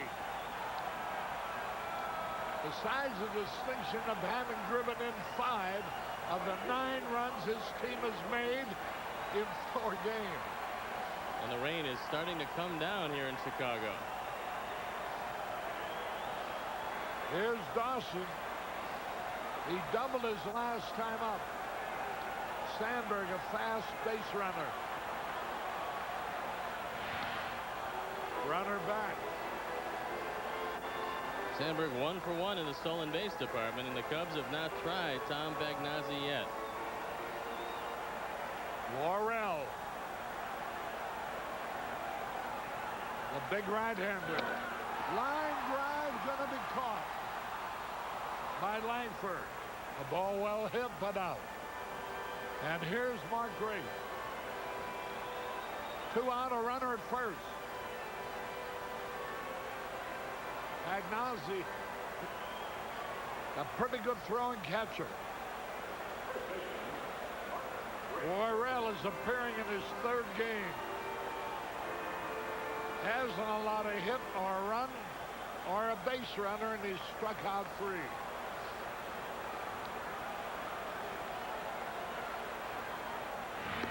Throw to first. Now, if you're Jim Lefevre, if you do run with Sandberg, and if you are successful, you've effectively taken the bat out of the hands of Mark Grace, because they will put him on first and take their chances with Dwight Smith.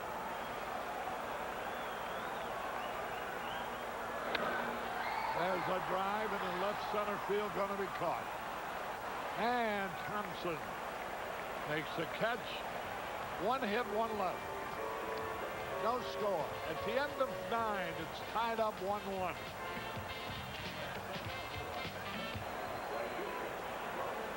Harry Carey at Wrigley Field. Here's Brian Jordan, the football star from Richmond. Now plays with the Atlanta Falcons. He's nothing out of 3. First pitch gets away from Girardi. Ball 1.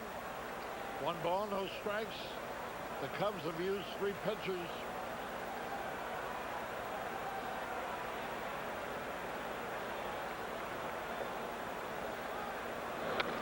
There's a high fly ball will be caught.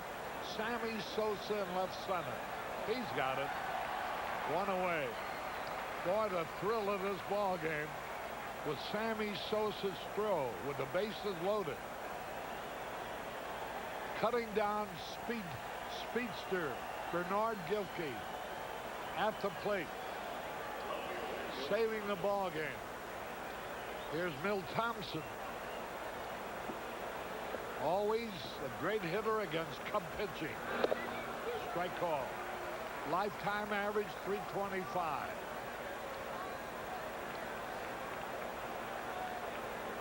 Would you like to have some paraphernalia like that? Ground ball right to Scott. He's got it. Throws the first to go. So Chuck McElroy got out of that third of an inning he pitched. He walked 3. No hits, no runs, no strikeout. And then Heathcliff Slocum came in to retire the side on Sammy Sosa's throw to the plate. Pagnazzi, be careful, the pitch low. Toronto got one in the last part of the 8th. Baltimore still leads 3-2 going into the 9th. Here's a high pop foul back out of play. Pagnazzi is 1 out of 3. Well, Assenmacher starts to get up and throw in the bullpen.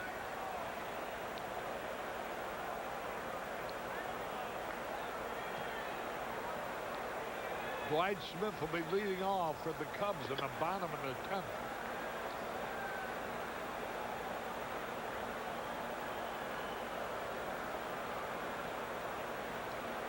One ball, 1 strike. Bounces in front of the plate. That's what I was afraid of in the 9th inning. Well, fortunately, he saved it for this inning, and that one bounced off Steve Ripley. He's probably telling Girardi to make sure that Slocum throws the ball 60 feet and not 56 feet. 2 balls and the strike. Slocum. Now he's 2-2. 2 out, nobody on. Dwight Smith will lead off the bottom of the 10th. Smith, Scott, and Girardi. If anybody gets on, they'll use a pinch hitter for Slocum, and that's why Paul Assenmacher's getting ready. Struck him out. 1, 2, 3. We go in the bottom of the 10th. The Cubs need a run for victory.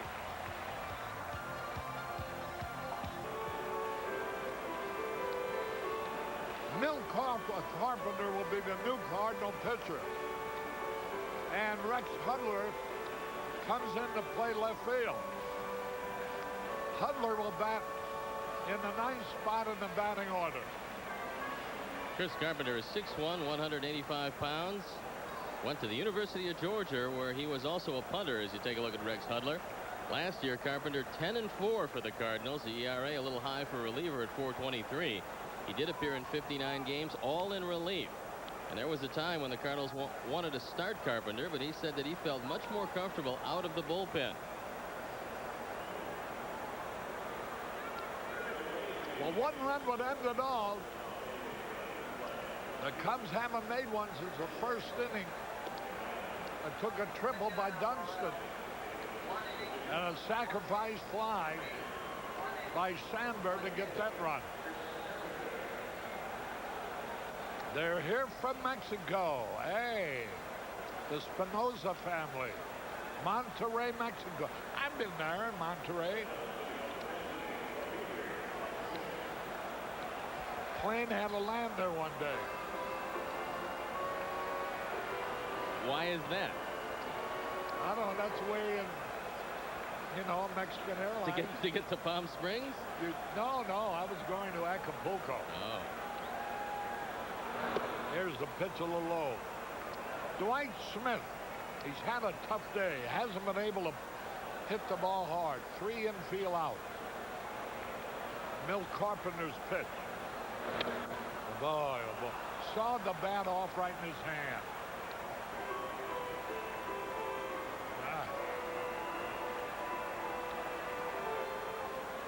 They just pitch him inside, and he hits the ball off his fist every time.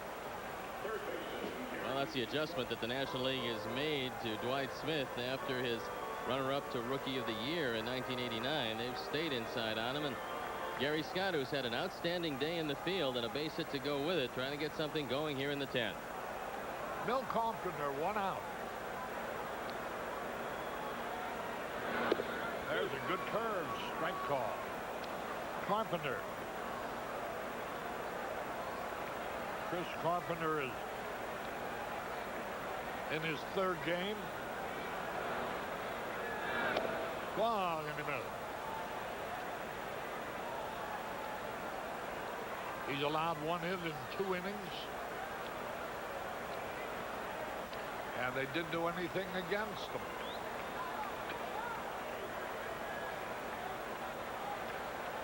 One out, nobody on.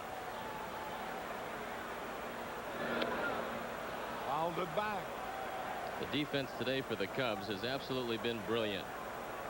Dunston Vizcaino at shortstop, Gary Scott at 3rd, an outstanding throw by Sammy Sosa, and Joe Girardi behind the plate, cutting down Ray Lankford. So they've had a great day with the gloves and arms. Outside. 1 ball, 2 strikes. We're in the bottom of the 10th. The season's opener at Wrigley Field.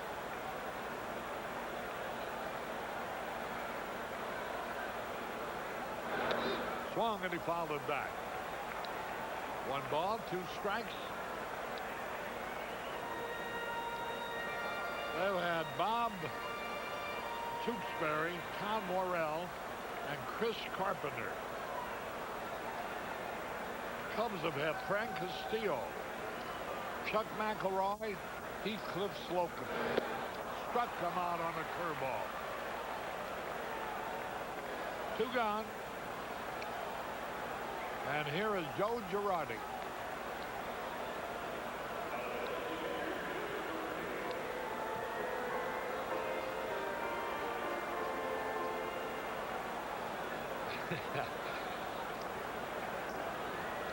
Yeah, I guess time to report in. Let the little lady know you're going to be a little late getting home. Boy, you find those telephones everywhere. Girardi, 0 for 3. Came close to getting a hit in the 2nd. It would have scored a run. But his hot smash was deflected by Guerrero to Alessia, and with Tewksbury covering first, Girardi was out at first by a half a step.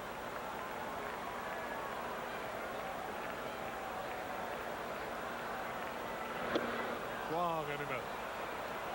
2 strikes and the ball.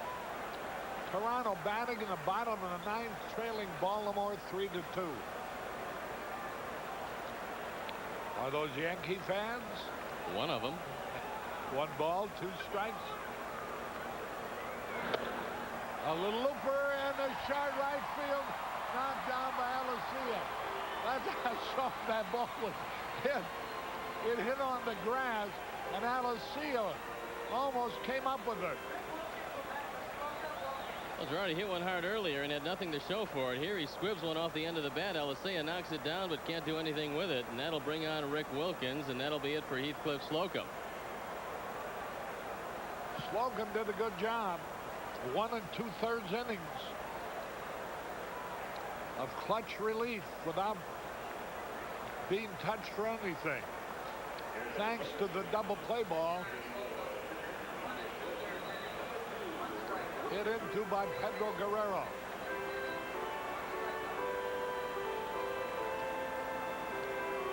So here, Rick Wilkins.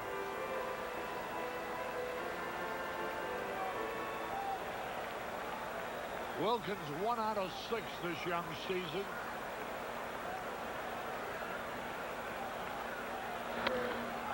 High fly ball on the first pitch, easy out. Langford in center field. And it's 1 hit, 1 left. At the end of 10, tied up 1-1.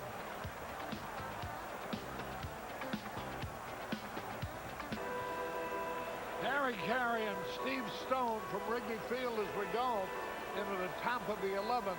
And Paul Assenmacher takes over for the Chicago Cubs. Assenmacher in his 3rd appearance of the year. He's thrown an inning in 2/3. He's fanned 4, given up just 1 hit and no runs.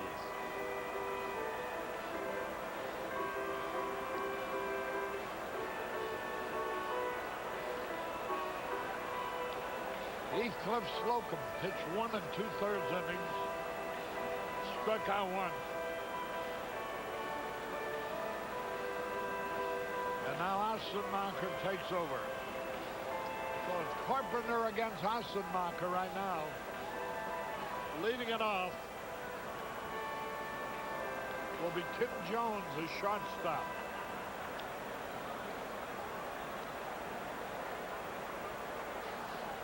Toronto batting in the bottom of the 9th. Trailing 3-2. Baltimore trying to handball Toronto their first defeat of the season. Earlier, Montreal shut out the Mets in their home opener 4-0.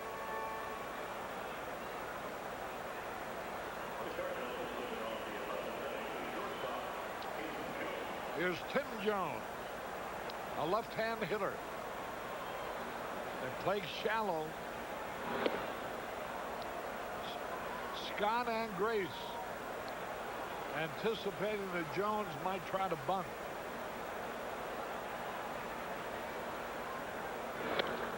High fly ball going back. Sammy Sosa makes the catch. Boy, look where he caught that ball. He was playing relatively shallow, and only his great running speed enabled him to catch up with it. Tim Jones usually doesn't hit the ball this hard, but the wind is blowing toward left and left center field, and Sammy Sosa has a long run before finally camping under it and making the play.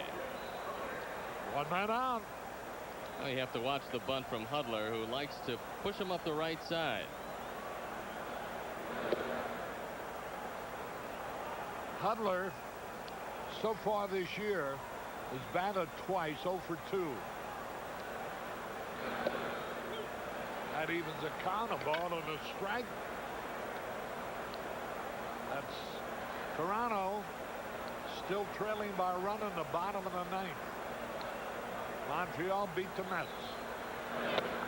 There's a line drive in the center field on the run. Sammy Sosa can't catch the ball. It's a double for Hudler. Boy, the wind must be blowing directly towards left center field. That ball was hit hard. The wind has shifted around from the time the game started. It was blowing in at the Cub dugout all day long, and now the wind is blowing somewhat out toward left. And this one carries over the head of Sosa, who goes back just before the vines and does the best he can to try to stop Hudler from a 2-base hit, but Hudler coasts into second. So there's Hudler's first hit of the season. It's a double off the center field wall, and here is Ray Langford. 1 out. Go ahead, run at second base. Dave Smith getting a ball, and in the Cardinal dugout, it looks like Lee Smith getting up and throwing in case the Cardinals do push across a run.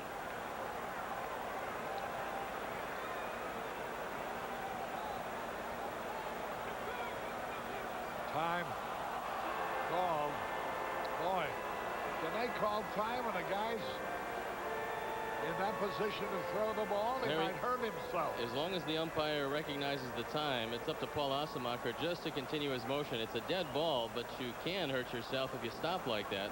Yeah. Hopefully he'll be okay. Langford digging in. There's a base hit. Boy, they've hit him hard. And it's 2-1 in favor of the Cardinals. A double to right center by Langford. Took a great catch by Socha from the first out. Hudler doubled to the center field wall. Langford doubled to right center. First ball fastball, and Langford jumps on it. His second hit of the day, his first RBI. And Langford with very good speed, and the play right in front of him. Slides into second base as the ball gets away, and the Cardinals go up by a run.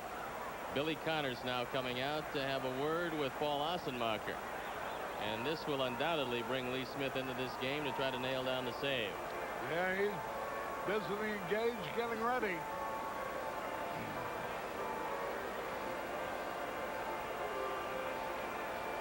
Lee Smith, in his only one game in which he had a chance for a save, was beaten. He gave up a tying run in the ninth, and then Bobby Bonilla hit a two-run homer off him in the 10th. As the Cardinals lost that game to the Mets.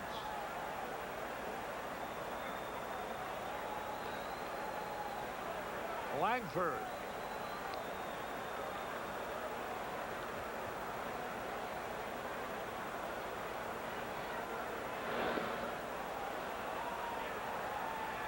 One ball, no strikes.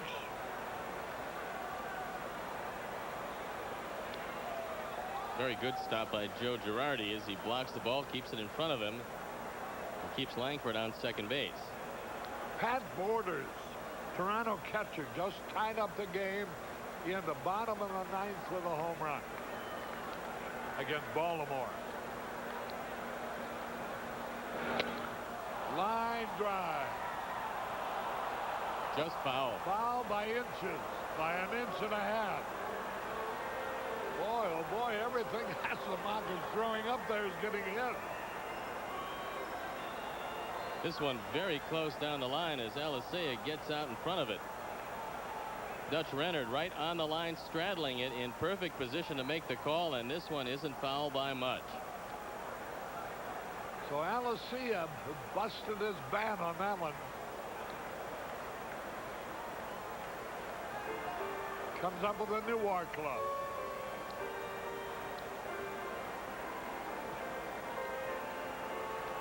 Boy, the Cardinal bench.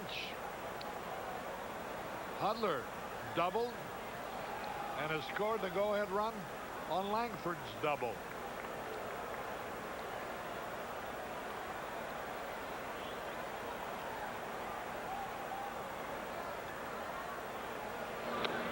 High pop, fly back, foul. Looking ahead to the top of the batting order for the Cubs, Vizcaíno, Sosa, and Sandberg.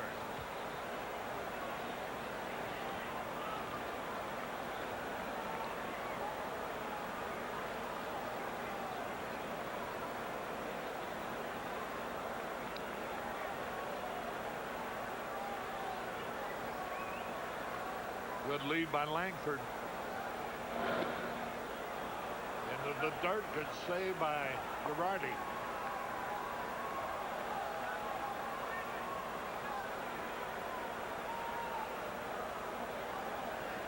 Well, we talk about a pitching. You couldn't get a better pitch game than Castillo gave you here today. We couldn't score any runs. Swung, and he struck him out. A curveball. Alicea goes down swinging for the third time today. That's going to be it for Paul Asemacher. It's going to be Dave Smith now coming on with Zeal and Guerrero, the next two Cardinal hitters. Dave Smith coming in out of the bullpen. We'll tell you more about him following this message.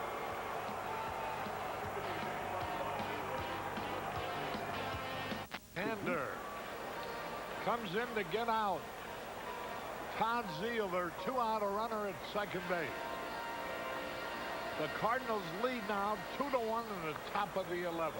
And the career numbers against the Cardinals by Dave Smith, who's thrown in one game this year, an inning and a third, a hit, a run. He's walked 2. And he met with Joe Girardi on the signals with Ray Langford at second base. Todd Zeal, whose home run in the 4th prevented the Cubs from winning 1-0. Now the Cardinals lead 2-1. Curveball in there, a strike call.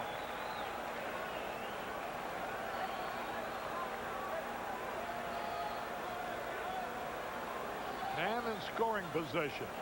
2 out.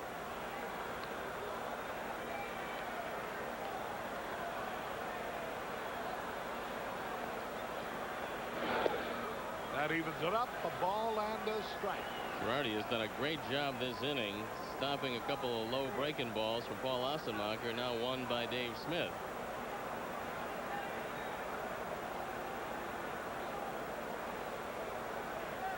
One ball, one strike. Fouls it back. Well, Toronto's still unbeaten. They scored 2 in the bottom of the 9th, tying the game on Borders' home run and then winning it 4-3.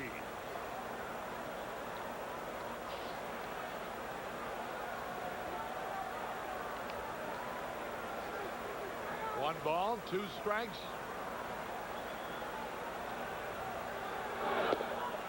He steals third base. Langford swipes third. That one he just stole on Dave Smith, who paid absolutely no attention to him, and really no shot at all for Joe Girardi. Just a great jump by Langford. You can see how many steps he got before Girardi got hold of the ball, and not much he could do except wisely hold it.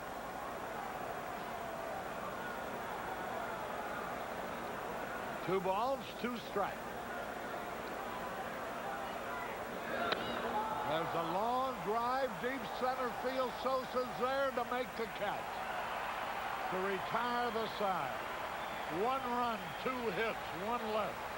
We go into the bottom of the 11th. Cardinals 2, Cubs 1. Well, we're going into the bottom of the 11th. The Cardinals lead the Cubs by 1. Lee Smith looking for his first save of the year.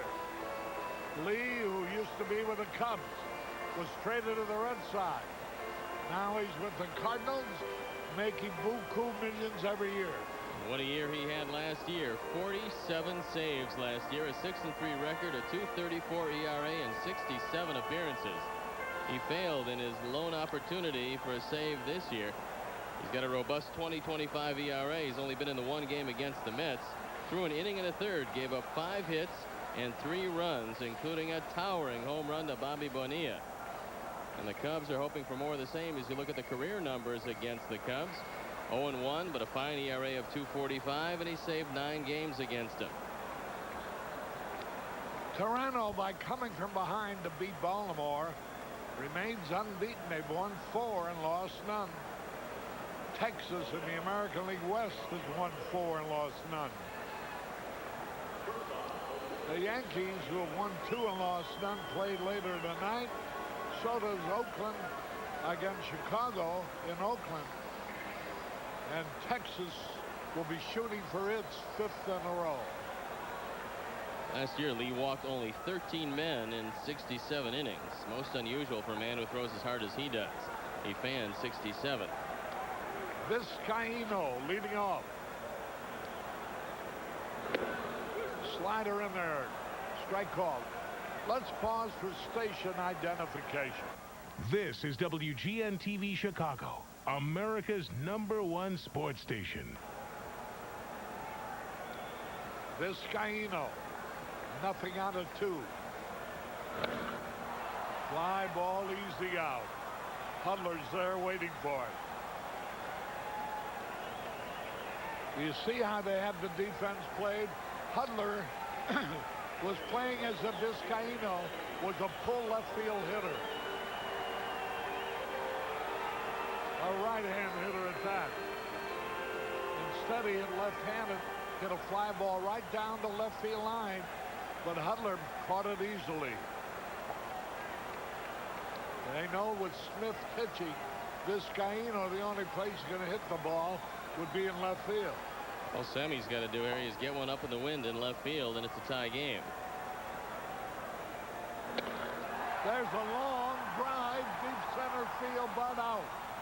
Langford makes the catch. Well, it's all up to Sandberg.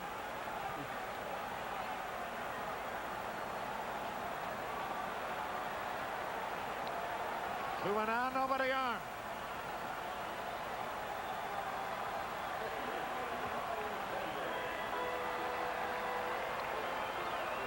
Two to one in favor of the Cardinals. The Redbirds shooting for the third victory against two losses. The Cubs trying to avert their third in a row loss.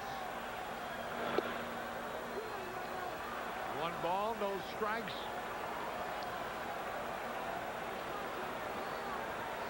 Assenmacher is the pitcher of record right now.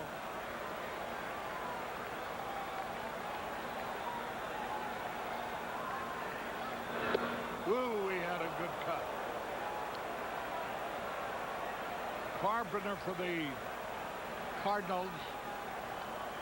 Smith is trying for the save, which would be his first.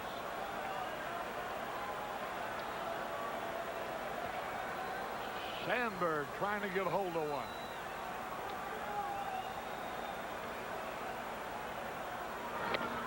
High pop foul back out of play. Same two teams tomorrow.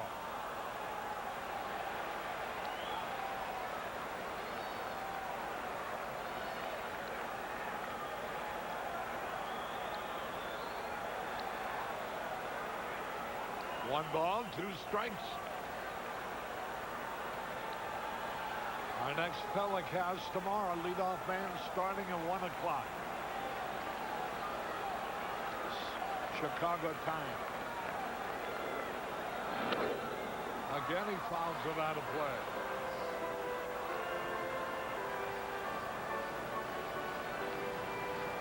I can't get over the way that wind is blowing. It looks like it's blowing toward the left field wall. Yet the Cardinals hit Assenmacher very hard in that 11th all of a